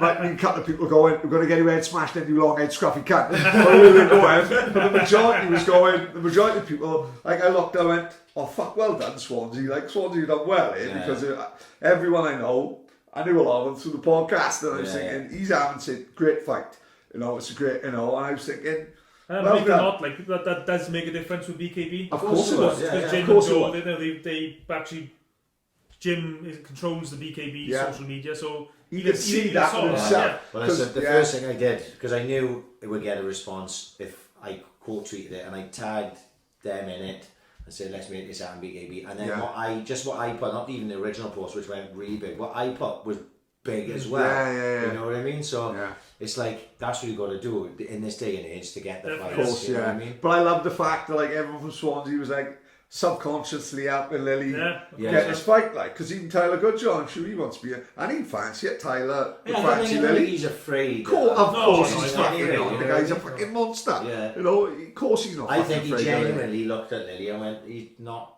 good enough to fight me. I agree. And Tyler's probably just looking. He's looking. Yeah, everyone looks up. Obviously, James. A guy could probably challenge James, and James probably think, look, mate, you're probably a couple of levels below me. Of course, yeah. That's the fucking story. Disrespectful by Tyler. He just wants to fight the best available. And at the moment, it's James. So it's going to be James. Like, and I will say, Tyler's given me one of my best quotes in my interview. Probably quite a few, maybe 30, 40 BKB fighters. And one of his quotes was, 99% of people. What was it now? 99% of people think boxers are crazy, and no, I'll come back to it now. Like I say, it rolls off the tongue. Yeah, it's a good one. No, go on. Anyway, after the event then finished, and so we had a real time. We obviously you're in the O2 then, I knew, right? And apparently after a certain time in the O2, everything sort of closes, you know, the bars and that. So it was like open all night, the bar in the hotel. Well, we was back at the hotel. When we turned up seeing the hotel, it was just the four of us. Okay. Obviously Luke wasn't staying with us, he was going home, you know. So the three of us went over, me, Louis and Storman. And obviously we hadn't realised that there was tons of people from the BKB staying in our hotel. Every twat had made the same mistake, innit? We guess in the bar, it's packed in it. No way. Daniel, John Phillips, all the boys that stayed over there with them from Swansea, they were all in the bar. Amazing. So we was all having a pint together. I think I turned it in about 3 o'clock. Yeah, not bad. Louis turned it in. Ben and I was drinking 8 o'clock in the morning. Yeah, Louis turned it in about 6 in the morning. Yeah. You know what I mean? There we are, I got it, boys. Right, come on in, here we go. 99% of the normal people wouldn't do boxing, and 99% of boxers wouldn't do BKB. Spot on, It's That's like a great show. It is, it is a great John show. Wayne, but maybe proof of that. Like, John Wayne, but good fucking, good level, good domestic level fighter. Well, he beat Tyler Goodjohn. Yeah, that's right. And like I said that night, he came up the ring and he went, fucking hell. People, I mean, I obviously, like I said, I interviewed quite a few BKB fighters, and the thing, obviously, you can visually see their faces badly smashed Every up, time, nose, eyes, mouth, lips, whereas their hands is causing them the most pain. Of course, Their hands, Tyler that, Goodjohn, I've actually still got on video, but I never put it online. I just set my camera up ready to interview him, but the film is rolling, and he's actually jumping up and down in pain. Yeah. His hands are hurting so much from the Well, fight. do you think the average street fight would last? A big street fight would last maybe a minute and a half. That's not and they had to win what, 5 rounds? Well, he did 7 with Sean George, didn't he? And you think, fuck, you know, there was some other good fights on that card as well, mind. I'd have to rewatch the whole card again because you know when you're there, I was enjoying it. Yeah. Like you say, you're caught in the moment. And we obviously we've been on the booze all day as well. But me and my mate, we'll always pick a fighter each. Like you get a choice, I get a choice. So we're doing that. So we support him, even though the guys not, not really supporting. But you know, I can't really remember much about apart from Lily's fight and Daniel's fight. I don't really remember much about the other fights. Like, that's another thing I caught on camera. I set my camera up to interview the boxers. They normally chatting to people and they're all excited and they worked up and stuff.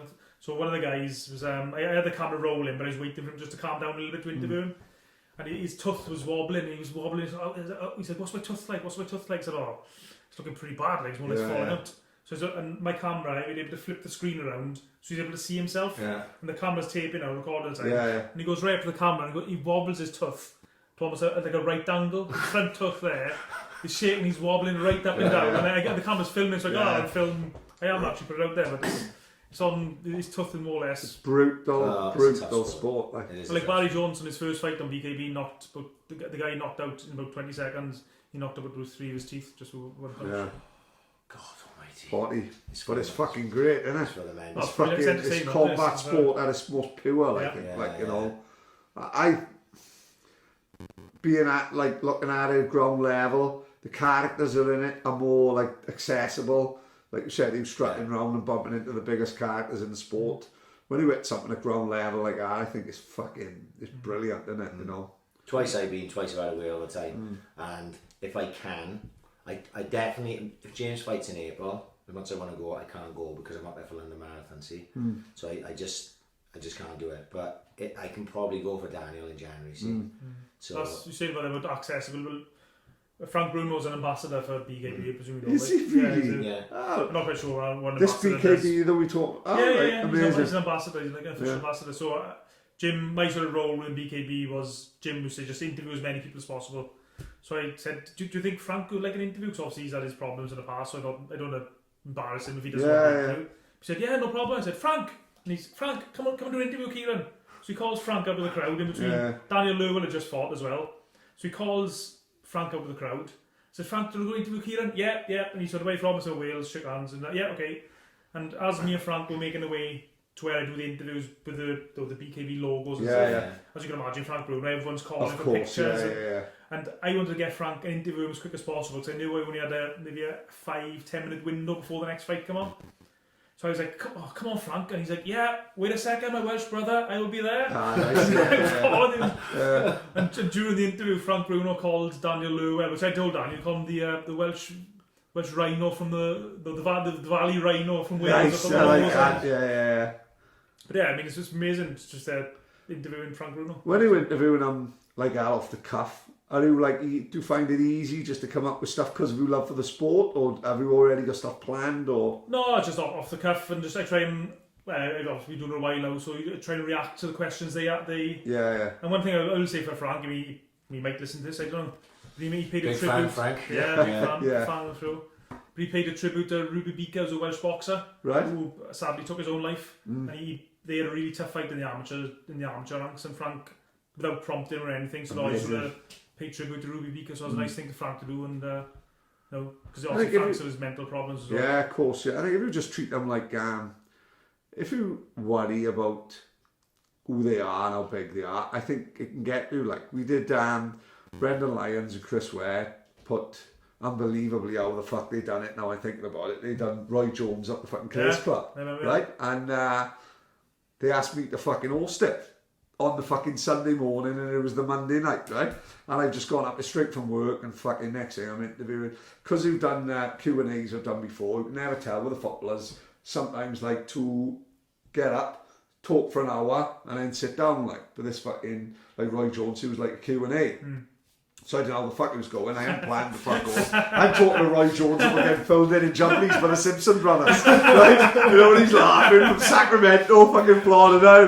I know we're just winging it. But like you said, I think if we put him on a pedestal, like Frank Bruno, who interviewed Frank fucking Bruno for fuck's sake. At our age, there was no bigger sports star than Frank Bruno in the 80s, fucking pass the sauce Addy and all that. And now all of a sudden you're interviewing him, and I bet he must think, fucking hell. With this come full circle, and I believe it was. I still get a buzz from it, and still amazing. Yeah, it's a privilege to do it. As long as you do it, you'll get a buzz from it. I totally agree. I think so. Because even like as far as we can't comment the stuff like they said who they fucking Froch Groves at Wembley, like when we was like doing the Budo, wasn't it? Yeah. And even to a less extent, I got like 2 white collars coming up now the next couple of weeks, and like when Mick Cobley talking to me, like, and he was saying, you know, why the fuck do you do it? Like you finish work on a Saturday morning, and then you've got to get, and you've got there.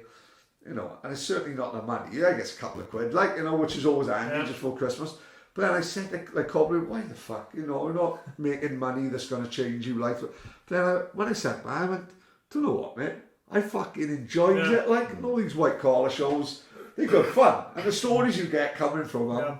You know, we said, mate, 3 weeks ago, I nearly got fucking glass because a guy got fucking disqualified from fighting. And he was like, fuck me, mate, he just bit the guy in the cheek, like, you know, fucking hell, Kenny Farrell's no Mills Lane. But I think even he's got it. Even Kenny was like, that to me, shall I disqualify him? I said, mate, you got a fucking chunk of his cheek in his fucking bottom lip. No, I'm not sure. I know fucking Marquis of Queensbury, but fucking, I think that's probably a DQ. Probably a DQ there, like, yeah, under any circumstances. Exactly. Like. Yeah, you do it because the buzz, and we talked about it a lot, but there was always that.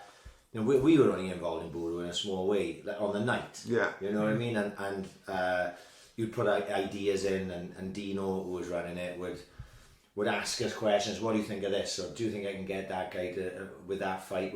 And there was that type of thing. We'd have input, but really speaking, he was doing 99.9% Of course, of the yeah, work, yeah. you know. And we were turning up on a night, and Paddy was MCing and I was judging.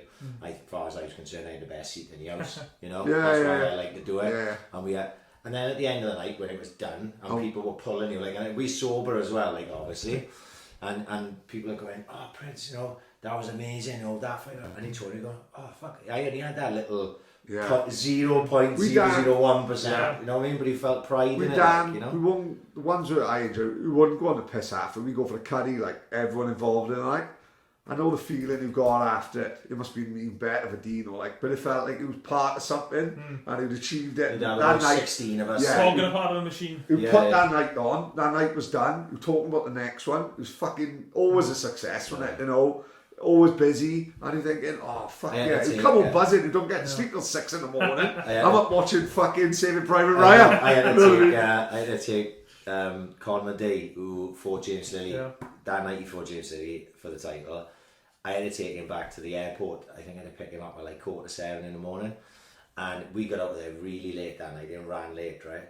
And the boys are going, come on, we gotta go. Everyone's going for a curry. I'm like, look, I gotta get my nut down. I'm picking Conor McDee up, like, you know, in about 5.5 hours. No, I didn't. Straight to the curry house. Straight to the curry house for 2 hours. That big in there, tikka masala changed my life. I'm walking in the house at like about 3:15 going, oh, I should have gone fucking bed. But that curry was amazing and we had a laugh. I put my head down like fucking 2.5 hours and then took comedy to the airport, like drinking coffee, like he's going on fast to keep me going. But it's the buzz of it, isn't it? You know what I mean? It's what it was all part of the occasion. Like I said about it, them nights with you, like they're sometimes the best nights. You're probably not drinking, but you like ringside. Yeah, oh yeah, a big fight. Yeah. Like I suppose Foxgrove's Wembley, that must have been fucking unbelievable. Oh yeah, amazing, yeah, experience. brilliant. I seen a photo. He was at age. Which AJ fight was you at when you were putting the photo on your Facebook? Parker, Joseph Parker. Fight, I did a few of AJ's earlier fights before he was world champion, but that's the only one I've been to. I think when he was world champion. See, we're missing a trick. We're definitely going to get some press passes. We're going to get that guy's number off and on when he fucks up. But the guy, the old press officer for Matchroom, he's part of Matchroom USA now, so. Oh, of course, they moved. They got an office in New York now. Yeah, so I do actually, I do know the guy who's the press officer now, but I don't know him nowhere near as well. So. Because I reckon is it Frank Smith? They reckon is going to take over from Eddie. Yeah, I think he's sort of Eddie's apprentice. Yeah, no, which is mad though. Like he put Frank Smith put up a last warning letter that he had up on Twitter last week. It was like off Eddie Earn saying, "You turned up late. You turned up drunk. If this happens again, this is your last warning." He put it up now. He's basically fucking CEO of Matchroom. Only a young kid. He looks young, doesn't he? You know. And he's married to Eubank's sister, isn't he? That's right. Yeah. Every day's a school day. But I thought that was weird because every day's a school day. I thought it was weird because like Ern and Eubank was arguing like fucking Eddie's with his sister. But business is business, isn't it? Yeah. All right. Let's change tact a little. Oh, right. Obviously, you branched out to become documentary maker. Yeah. Right. Now, you did the fight game first. Yeah, that's right. Now, normally, see, when obviously I do a bit of research and all that on anyone who comes in. So I go straight away, I'm looking for the documentaries. You can't get them. Exclusives. They're exclusives, right? So I haven't seen the fight game. But Ciaran did kindly let me see Firefighters Under Occupation. I watched it last night. Amazing, right? How does that even start to come as an idea in your mind about going and doing that? And explain the whole thing. Well, I made the fight game, which is a documentary about a boxer from my village, Aled Cook. And the reason it's not online was basically Aled's career finished. He only had one fight, and he had a few problems, and his career didn't carry on. But I will put the documentary online. I mean, there's I can't say at the moment where it might be going, but it might be going online soon. Yeah. But I done that documentary, and obviously 99.9% of the filming I've done has been related to boxing. You know, I did do the odds and the video for corporate type things, but most of it's boxing related. So I wanted to do a film, not boxing related. And I've always been interested in the Palestine-Israeli conflict. Something we done in school, my old conflict. I did it in school as well, and until watching the documentary, I forgot all about it, but it's like the 6 Day War, isn't it? You Yeah, know? but the 60 War. I know, I don't know, absolute basics of that. You'd have to film, like, before we go on to the documentary, what is the actual story in a, like, 5-minute thing about the part? If you could. The real simple version is, if Yeah. you're going to start the story from, say, 1947, Yeah. 1947, So just after World War II, then, yeah, obviously there's millions of Jews being displaced because of the Holocaust. They wanted to go back to their historical homeland, which they thought was Israel or was Palestine at the time. It's just like Jerusalem where they... There was a massive influx of Jews to what is now Israel. Right. But obviously the Palestinians living there at the time Yeah. weren't too keen on just people they didn't know coming from all around Europe to their home. So United Nations split Palestine into a Jewish Palestine or Jewish their quarter or their half and the Palestinians half. Right. That's a simplistic version of it, but and that basically a war started for that. They weren't happy with that. The Palestinians, they had a war, the Israelis won. Right. And most of the Palestinians are pushed into either what's the area known as the West Bank and Gaza. And when the 6 Day War started in 1967, Israel took over the West Bank and so they invaded Gaza. Palestine, basically. Right, okay. Yeah. I mean, that's a really simple explanation. And if people listen to this saying I've got it all wrong, I realise it's That's you simplified. Yeah. Basically, you got to remember, just we got a load of simple ones listening. Yeah, basically, it's fine. fucking all the shot with the planners. That's what happened. Yeah. Right? But yeah, so the 6 Day War, and then obviously past that, then Jewish settlers have moved into Palestinian And they areas. keep getting further and further into the West Bank. Yeah, so the number of under the Oslo Agreement in 1994, I think it was, or whatever, around that time, the idea was that the Palestinians would have a homeland in the Gaza Strip and the West Bank. So this is where they built the wall around, is it? Yeah, but what's happened, as Ryan was saying there, more Israeli settlers have been moving into the West Bank. Yeah. Basically taking the land.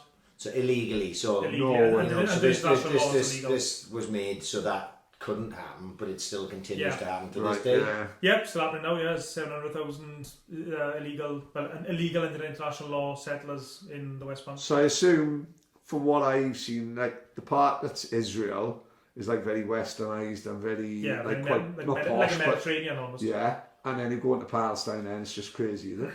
I think you're thinking the way I would have thought, and the way I thought was before I went out there. Actually, the documentary itself shows you a different side to Palestine, and I think what you've got to remember is that when we've talked about it a lot, you see one side of the media's take of it, which is agenda driven in a lot of ways. So, and I think that was one of my biggest takes from the documentary was, Ciaran's in Palestine and talking to Palestinian people, and they're just normal guys. Do you know what I mean? Because when I saw the trailer, I couldn't work out whether they was filming it as in taking video footage, news footage, or actually being there. Like you were fucking there. There's both. Yeah, there's both. Really? Some of it was news footage, and some was all stuff I filmed myself.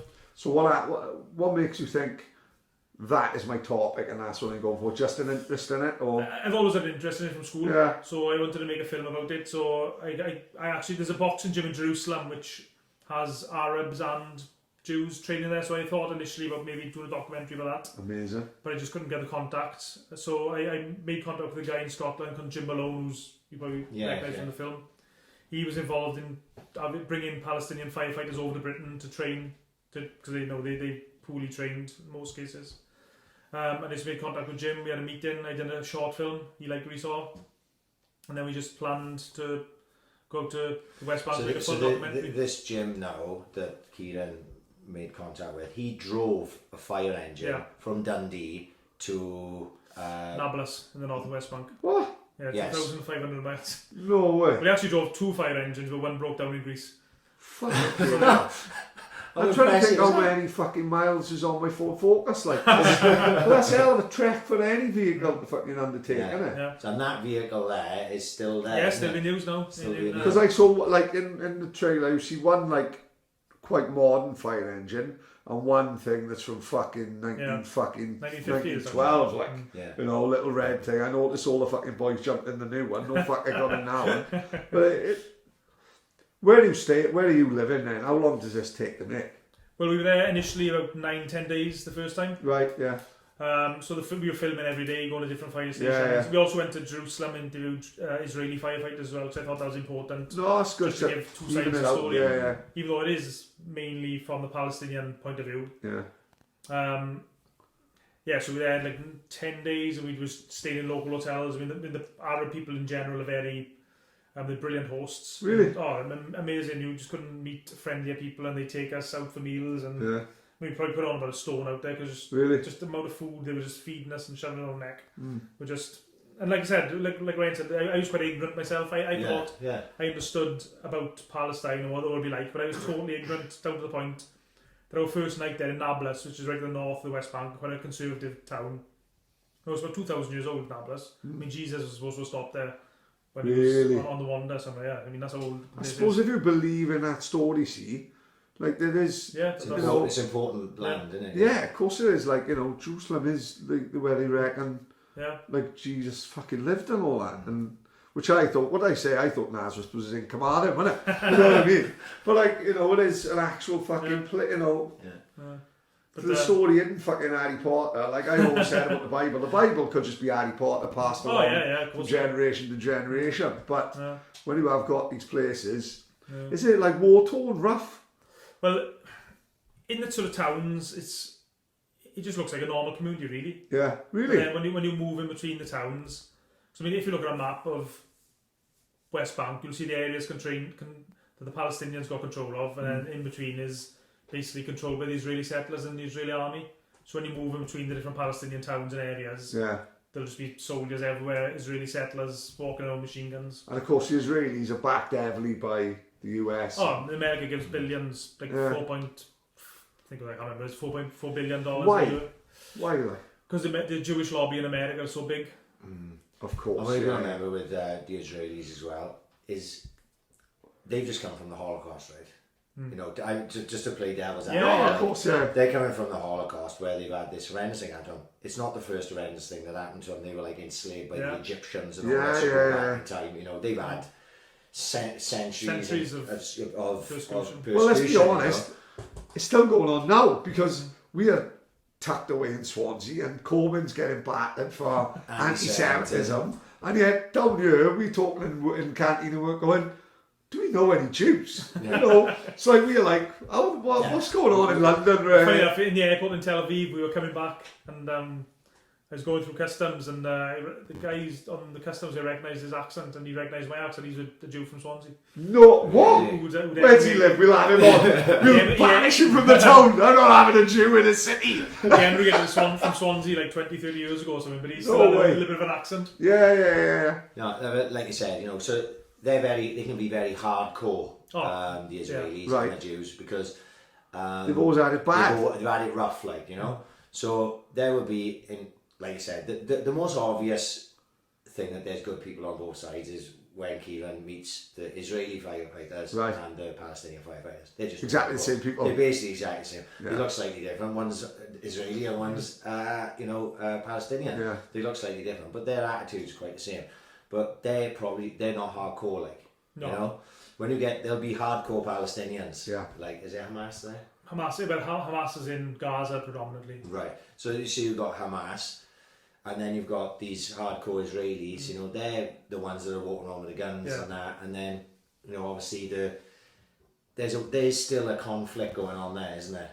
You know, so the Hamas are rocketing Tel Aviv, for argument's sake, and then Israel is attacking Palestine. Gaza. So it's a constant battle between the two, and both sides think they're right.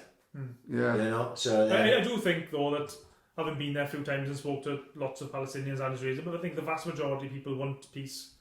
It's just that they're poorly led by the politicians, both sides. Really? Probably more the Israelis, because the Palestinians haven't got anything to negotiate with. They've got an agenda then, the politicians, like. Well, it's just, I think the Israeli political, as well, going too political. The Israeli political system creates weak governments that rely on smaller parties. So the smaller parties then got a disproportionate amount of power.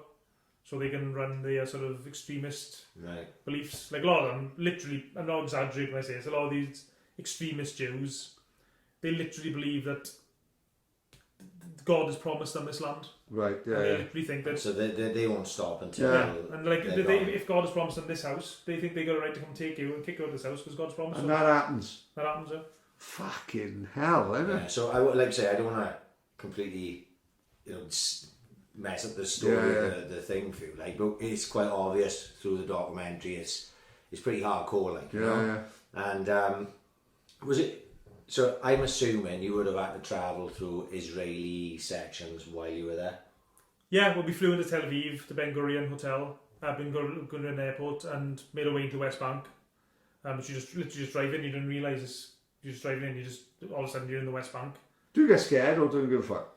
No, I wasn't too bothered, to be honest. For the most part, there was a few slightly area moments, but for the most part, it wasn't too bad. Because I'm just wondering whether the let's say you stopped at an Israeli checkpoint, did they go in? Was a couple of Westerners in the car? I think the fact we were Westerners meant we were safe. The fact we had a British passport meant we were safe. Is that really? Yeah. No, yeah, definitely 100%. Ever? I mean, we were lucky the second time. We went out the second time a year later to show the film to the Palestinians and Israelis, and we were lucky that there had the British Army brigadier in the West Bank, and he basically gave us his armoured vehicle and his driver. No. So we were able to scoot round all the checkpoints with diplomatic immunity. Oh, like Prince Andrew with Epstein. Isn't it? Fuck yeah. But that army brigadier, I won't mention his name, so he could get in trouble, I suppose, for it, but when he arrived in Palestine, he was there to train. He was part of a British-American training team, training the Palestinian police force, if you like. And when he went out there, he said he didn't really have much thought. He just thought Palestinians as general terrorists, as a general thing. But he said by the end of his 2 years out there, he was totally sympathetic to Palestinian point of view. And to the point, his son was actually working as a doctor in one of the refugee camps. Just because his mind had been changed by... I got to be honest, aside from the film, I had seen, I know it's not anything to go with, but I had seen Ross Kemp, Extreme World. Have you seen that? Yeah, in Palestine and Israel, which I was one of them then, which struck me as like that. It was like, because in my head, all I hear is on the news and that is Hamas rockets into Tel Aviv. And but Hamas are like the extremes, yeah. Extremists. So you feel like that's all you know because that's all you're told, isn't it? Yeah. You know what I mean? And then I remember, obviously, as I'm getting older, and we talk about this a lot, I don't read the newspapers, I don't watch the news because it's all bullshit. Yeah. Like, I'll make my own mind up by making my own research into it. But watching Ross Kemp, that Extreme World, it showed the both sides, and it showed the hardcore on both sides, and it showed the moderates on both sides, and you can see that, and you see like a lot of that, actually more obviously from the Palestinian side, they're just like normal people, like trying to that's what I say, jobs, earlier in the hotel in Nablus in the Northwest Bank, we arrived, me and Jim, we arrived at a conservative town, and in the hotel they had a bar area, but they're all 90% Muslim, so nobody was drinking alcohol, so we looked to, the barman's like, what's your drink, boys? I said, I'm going to look, everyone's drinking coffee, I'll have a couple of coffees, please. And he said, you want some beer, do you? I was like, well, yeah, go on in, if you can, like. He said, wait a minute. And he said, I'll sit down and I'll come back over. So 10 minutes later, he's back, 6 bottles of lager for us. No way. And so within there, and all Muslims drinking lager, and they said the only reason we don't sell it is just because there's no need for it. Yeah, of course, Supply and demand, like. Yeah. And then in Ramallah, which is the administrative capital of the West Bank, I mean, it's quite a cosmopolitan place. That's where all the diplomats work and live. I mean, there's bars everywhere, and we were there in this bar one night watching football, and there was a bottle of Captain Morgan's rum behind the bar, and I said to Jim, that's a Welsh pirate, that is Captain Morgan from near Cardiff. And the barman came over, the guy who owned the bar, and he started talking to him. He said, what are you doing? He said, you're making a film about firemen. And I said, that guy is from where I'm from, and he just took the bottle from in the bar, come round with 3 glasses, and that's where we stayed till all the rum was drunk. No. And then we had a mess out there. Ronald do that, But I went out there thinking I wasn't going to drink a drop of alcohol for 10 days. Yeah. And then there we were getting half cut most nights. Crazy place. And then we went to a Halloween party as well one night in Rome. No way. Everyone there dressed as Jesus like he was in all shot. Yeah, maybe, yeah. It's what's interesting is like, the Israeli soldiers, this will blow my mind. They'll take shots at the firemen and shit like that. Well, as they're working, and it's just crazy to think that people, just let them carry on. And what was the thing? I don't know if this was on or whether there's a bit of research on myself. They have to have left-hand drive fire trucks. That's what, when Jim brought the fire truck from Dundee to Nablus, the Israelis insisted on changing the steering wheel from one side to the other because on their sniper positions, on the watchtowers, the guns are trained on the driver's side, and obviously by the wheel being on the other side, it was on the wrong position. So they insisted on them transferring the steering wheel to the other side to make it easier for the people in the gun towers. Fucking hell. Crazy, it's different place altogether. Like, I mean, you see in the film as well, one guy, Rabbi Antar, got shot through the shoulder by an Israeli soldier on the way to a call. No way. As he's just doing his job, like. just doing his job.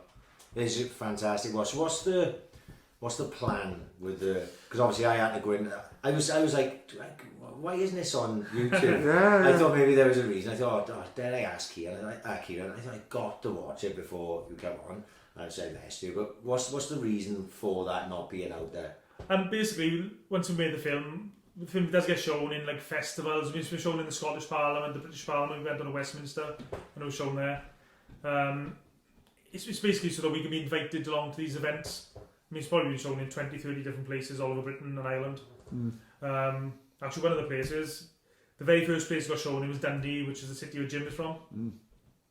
So they put me up at a hotel for the night, and they showed the film, a great night, went up for a few beers and food after. And as I made my way back to the hotel, outside this quite nice hotel in Dundee, there's loads of police cars, fire engines, ambulances. I'm thinking, oh my god, what's happened here? So I went in, and it turns out that they had a wedding reception downstairs in the hotel, and the ceiling collapsed. Nobody was hurt, but the good news was they were given a free bar in the main bar. They moved the whole wedding reception up to the main area, and they gave a free bar for all the guests. So I was there amongst the wedding reception. There also happened to be a bowl scene there from Merthyr. So we were there having a free bar, basically. But yeah, the film's basically, so the reason it hasn't been put on YouTube, so if it gets put on YouTube, to a certain extent, you lose control of it. Yeah. So like you mentioned, we were invited recently to America to show the film in Rochester and in New Jersey. I mean, if the film had been on YouTube, we probably wouldn't have been invited, I'm guessing. Right. And it just also gets a chance to update people and tell people what's happening as well. How was it received? Excellent, really good. Yeah, well, I say really good. In the film festival in Rochester, they had the film festival, the Palestinian Film Festival, has been going on for, I think it said 12 years or 11 years. Yeah. That's the first time they received any complaints. They had 4 complaints of Jewish groups saying the film was racist. That's great. Yeah, that's good.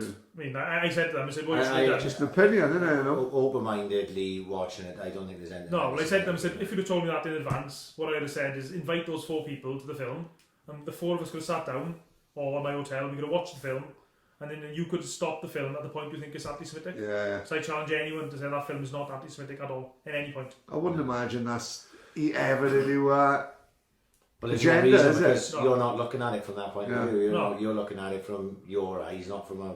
I can tell you from watching it, there's nothing anti-Semitic in that film. Just because they don't like the content of what's in the film. I agree, You know what I mean? That doesn't make it anti-Semitic. But that's what people's opinions are like these days. If they don't agree with it, then they'll find a fucking way to make it. Anything, if you criticise Israel, you get called anti-Semitic. Right. That's just the knee-jerk reaction by sort of a lot of Israeli groups.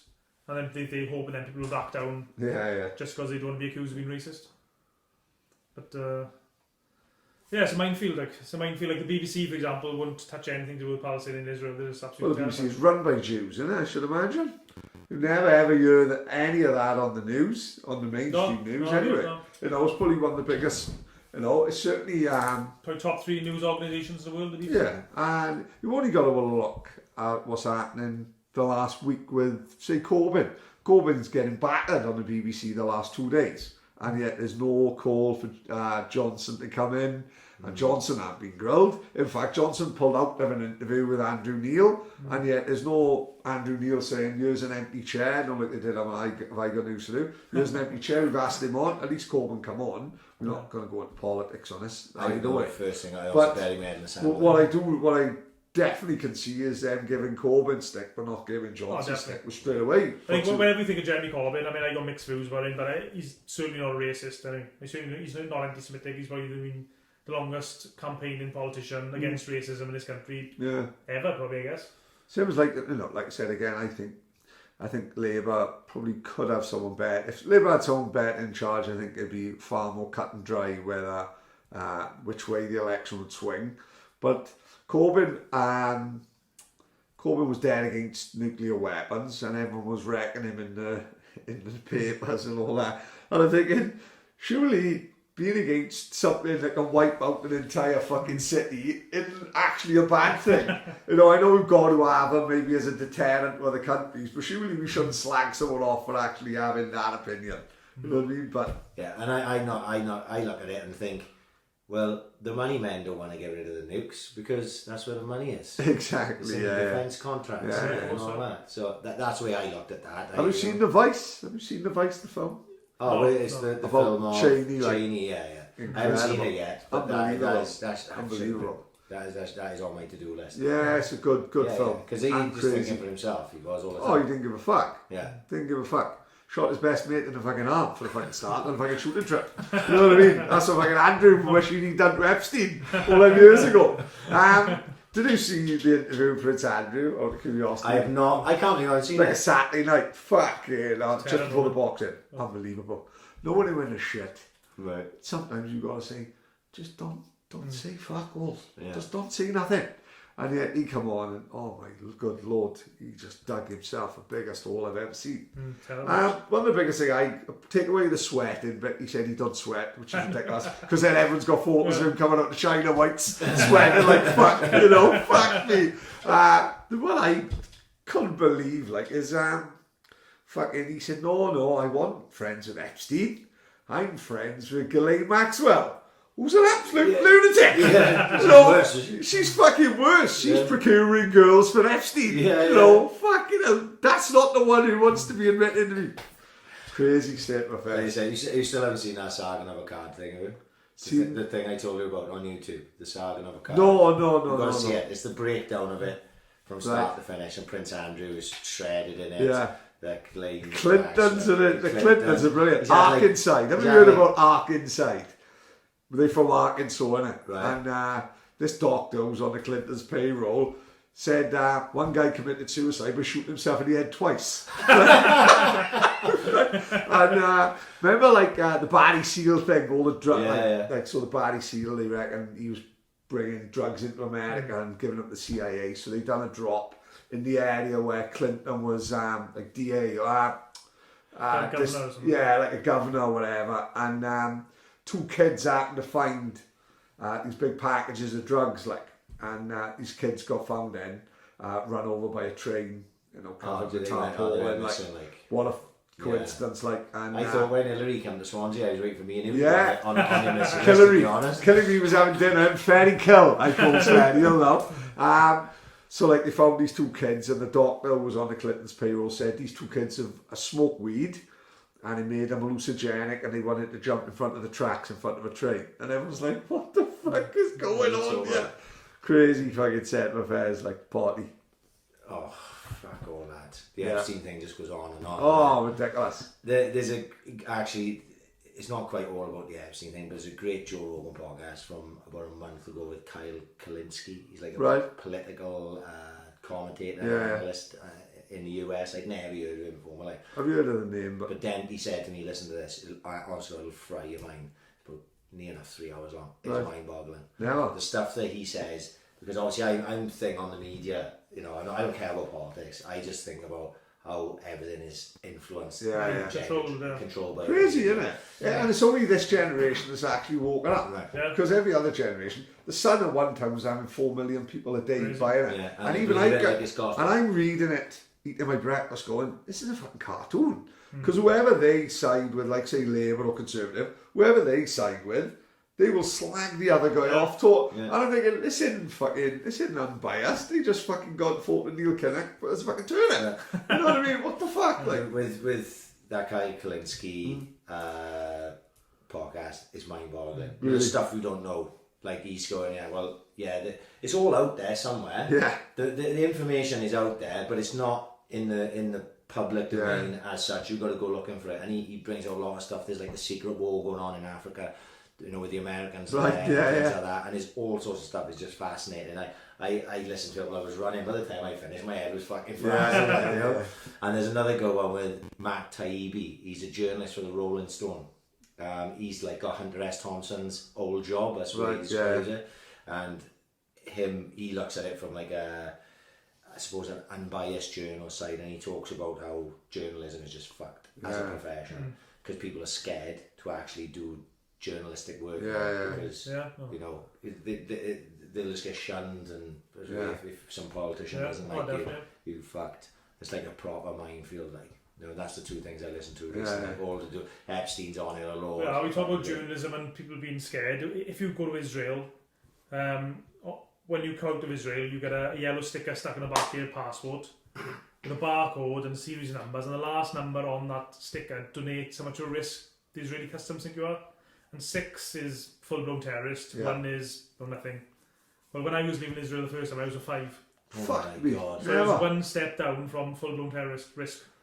Fuck me. Yeah. Because, that's because you're in helping Palestinians. But all my equipment was taken off me when I got to Luton Airport in London. No way. All my equipment is gone. They'd be taking it. I didn't get it back. I got it back a week later. I sent it on. And you obviously got the video footage. I guess that was going to happen anyway. So every night after I filmed whatever I'd filmed, I'd put it straight online anyway. I put it straight on the iCloud. Right. So great idea. So I guess that was going to happen. But that's just like the example of. I mean, that's me, just a guy from Wales, with a video camera.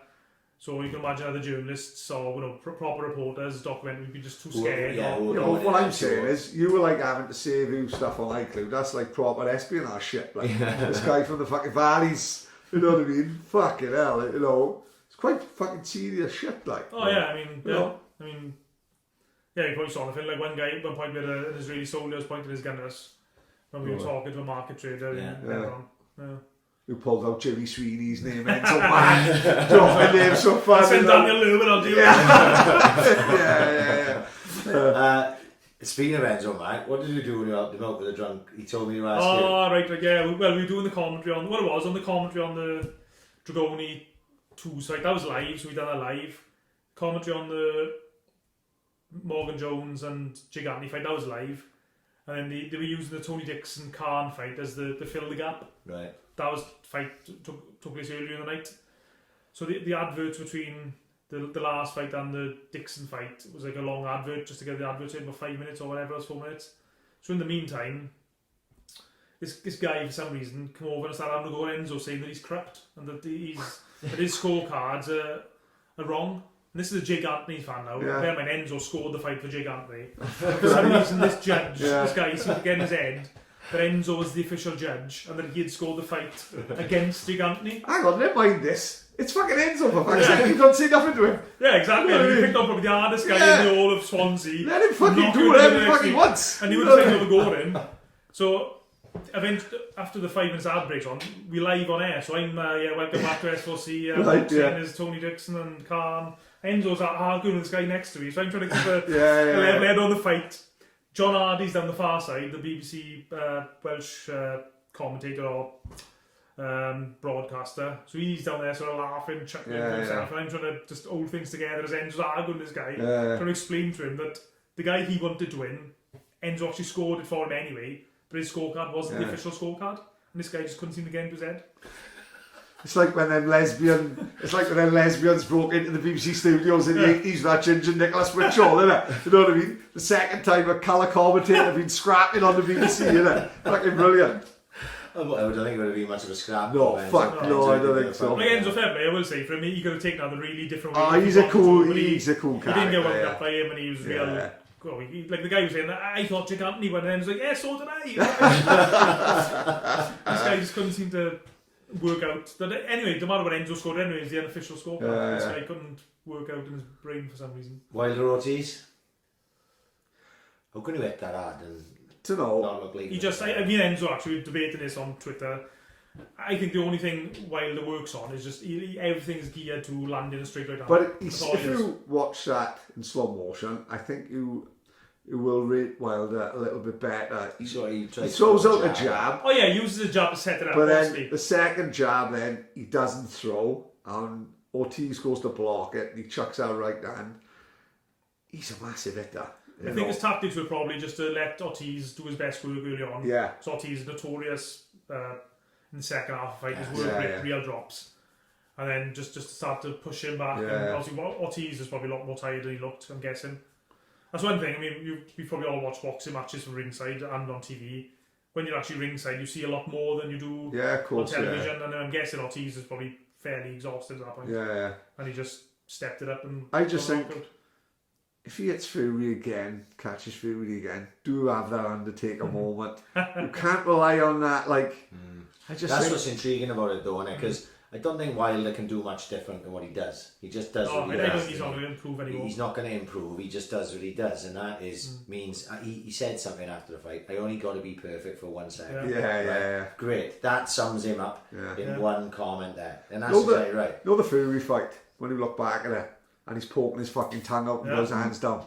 He's fucking cracking. It's amazing to watch, man. Like that fight was such an underrated fight. And let's be honest, Wilder had it because he thought he's been out the ring for fucking 2 or 3 years. Yeah. I'll fucking... Fury's fucking... And yet, though, again, when Fury's fighting like that Orlinger, is it, the fucking guy he just fought, he nearly fucked it all up because anyone else gets stopped for that cut. It was fucking disgusting. You can't get up you know? You can't get up and then imagine he loses that on a cut. All of a sudden then, it's fucking fragmented again, isn't it, you know? Well, it's supposed to be February 22nd now. Yeah, but I don't give Wilder long, mate. From now until February, it's only 13 weeks, like. Yeah, it's not massive. So it's not a massive, you know, it's back-to-back camp. Yeah. And I'm not so sure. Who knows, I think it's the TV companies give them the dates Right, rather than I anything see, else. So yeah. they say these are the dates you got. Yeah. And they got Of course, they got to work book with. fucking MGM Brand and shit, and you know. But I interviewed Fury once. Yeah. And just by luck, as it happened, Fury, the week before or something, he'd been fined £15,000 for swearing by the Board of Control. Yeah. So Fury turned up for the interview with tape across his mouth and refused to speak for the whole time. Yeah. So I was asking questions and he's miming the answers. But that kid makes it something different Oh, for yeah, you, then. something different, I think, like I say, with the rematch, that's what's great about it is now you're thinking to yourself, well, Fury's been back over a year now, and he's had all Is these he better, champions. yeah? Is he going to be better? And well, but Wilder can still it, and it's like that's what you start doing, and it's the same with the AJ Ruiz thing. Because at first, that's after the fight initially, and sort of like the maybe weeks or months after the AJ Ruiz fight, I was like, AJ's going to lose that fight. He's not going to. There's nothing that can change there for me. You know, Ruiz can only get better. That was my thought process, and then now I'm going. I don't know, but you know, because AJ got it in once. My argument is all of a all sudden, so-called experts are saying, "No, Ruiz is all wrong." Well, he wasn't saying he was all wrong previously, just before the fight. Like he gets caught with that big left hand. When let's be honest, 90% of AJ's opponents when they hit the deck cower and he finishes them straight away. Whereas Ruiz are fucking bitten down and he fired back and caught him with that left hand. If he don't catch him with that left, does he stop him there? Who knows, you know what I mean? I think Joshua can't, he won't be able to fight, he won't fight another fight as bad as that again. Totally agree. So he's got to improve. Yeah. The main thing he did wrong, I think, in the first fight, if you watch it back, he just gave up the middle of the ring straight away and allowed Ruiz to push him back. He backed off, didn't which he? is Ruiz. I mean, I think with Ruiz, if we make him hold his ground or even push him back ideally, he gets very ineffective. Yeah. So Joshua give away the centre of the ring. I don't know why. Yeah. It's not characteristic of him, but I think maybe it was an overconfidence thing. Yeah, possibly. I'll get to this guy, you know what I mean, and just going through the motions. Yeah.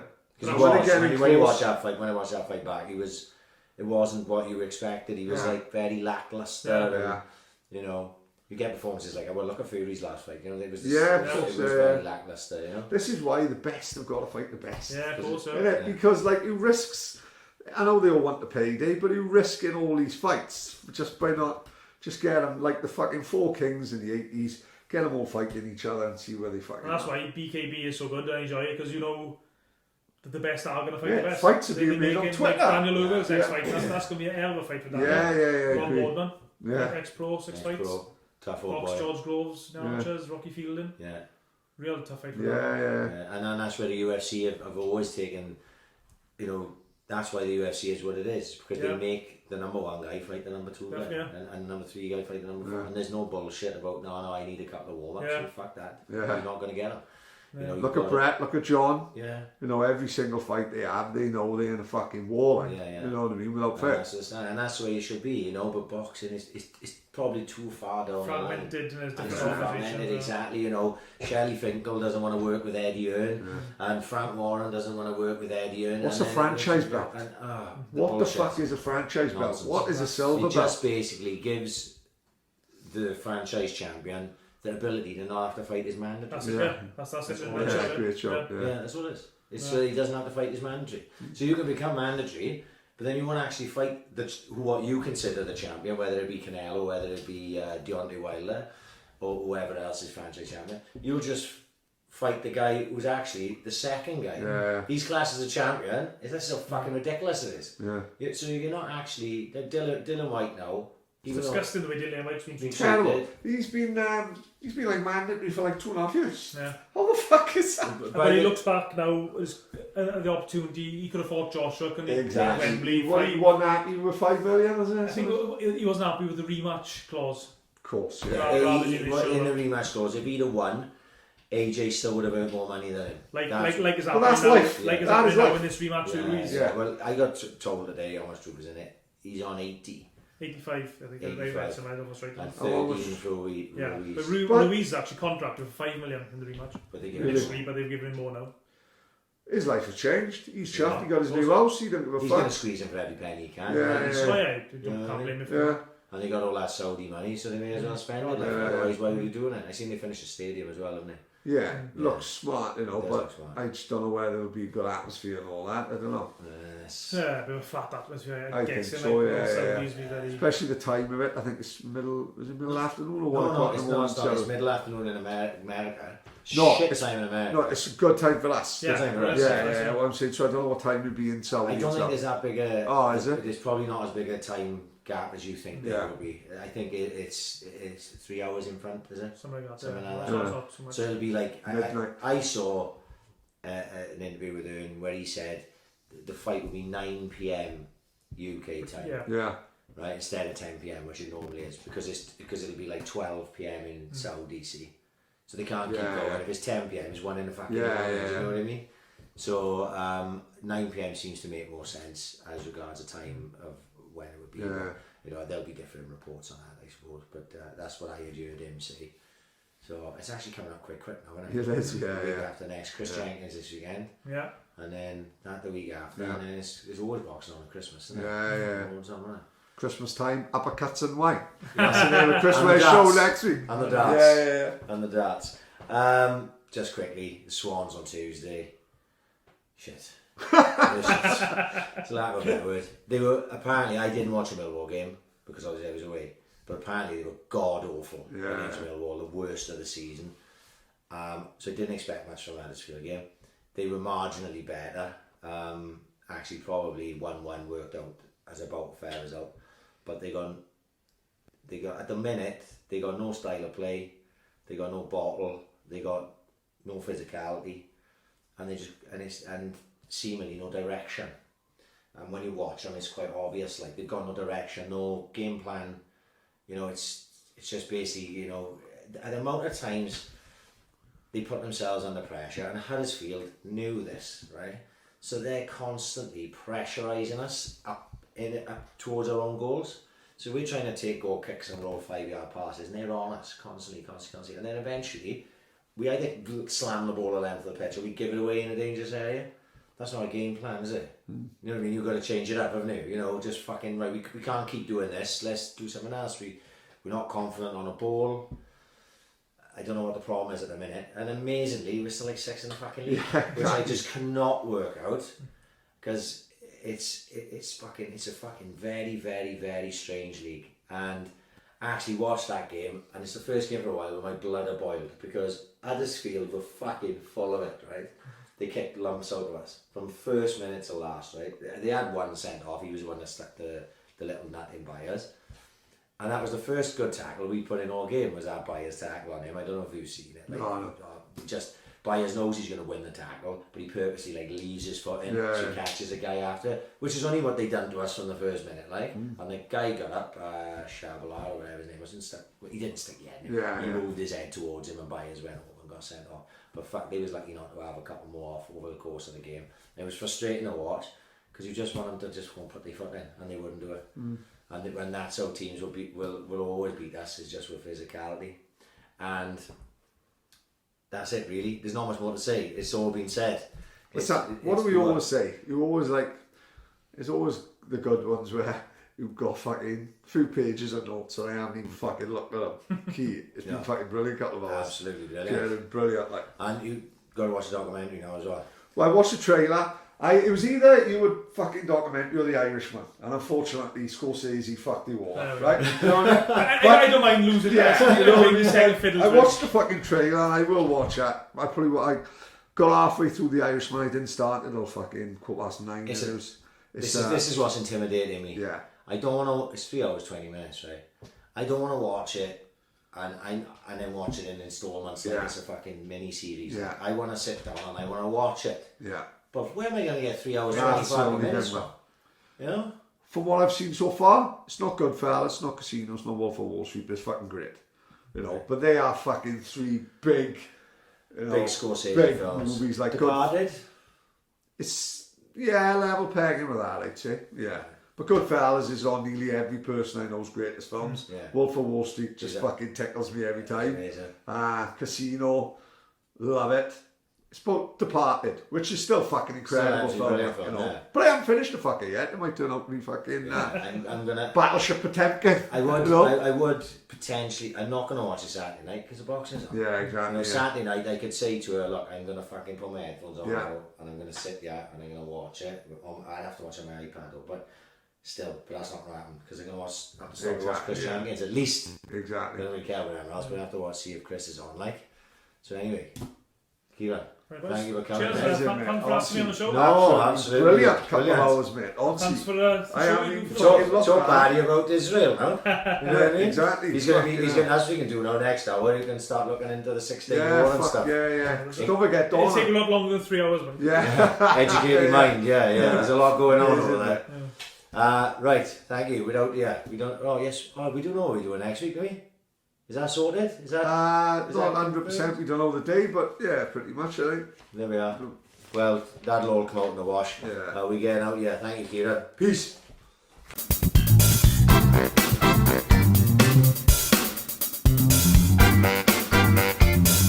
Ambition is critical.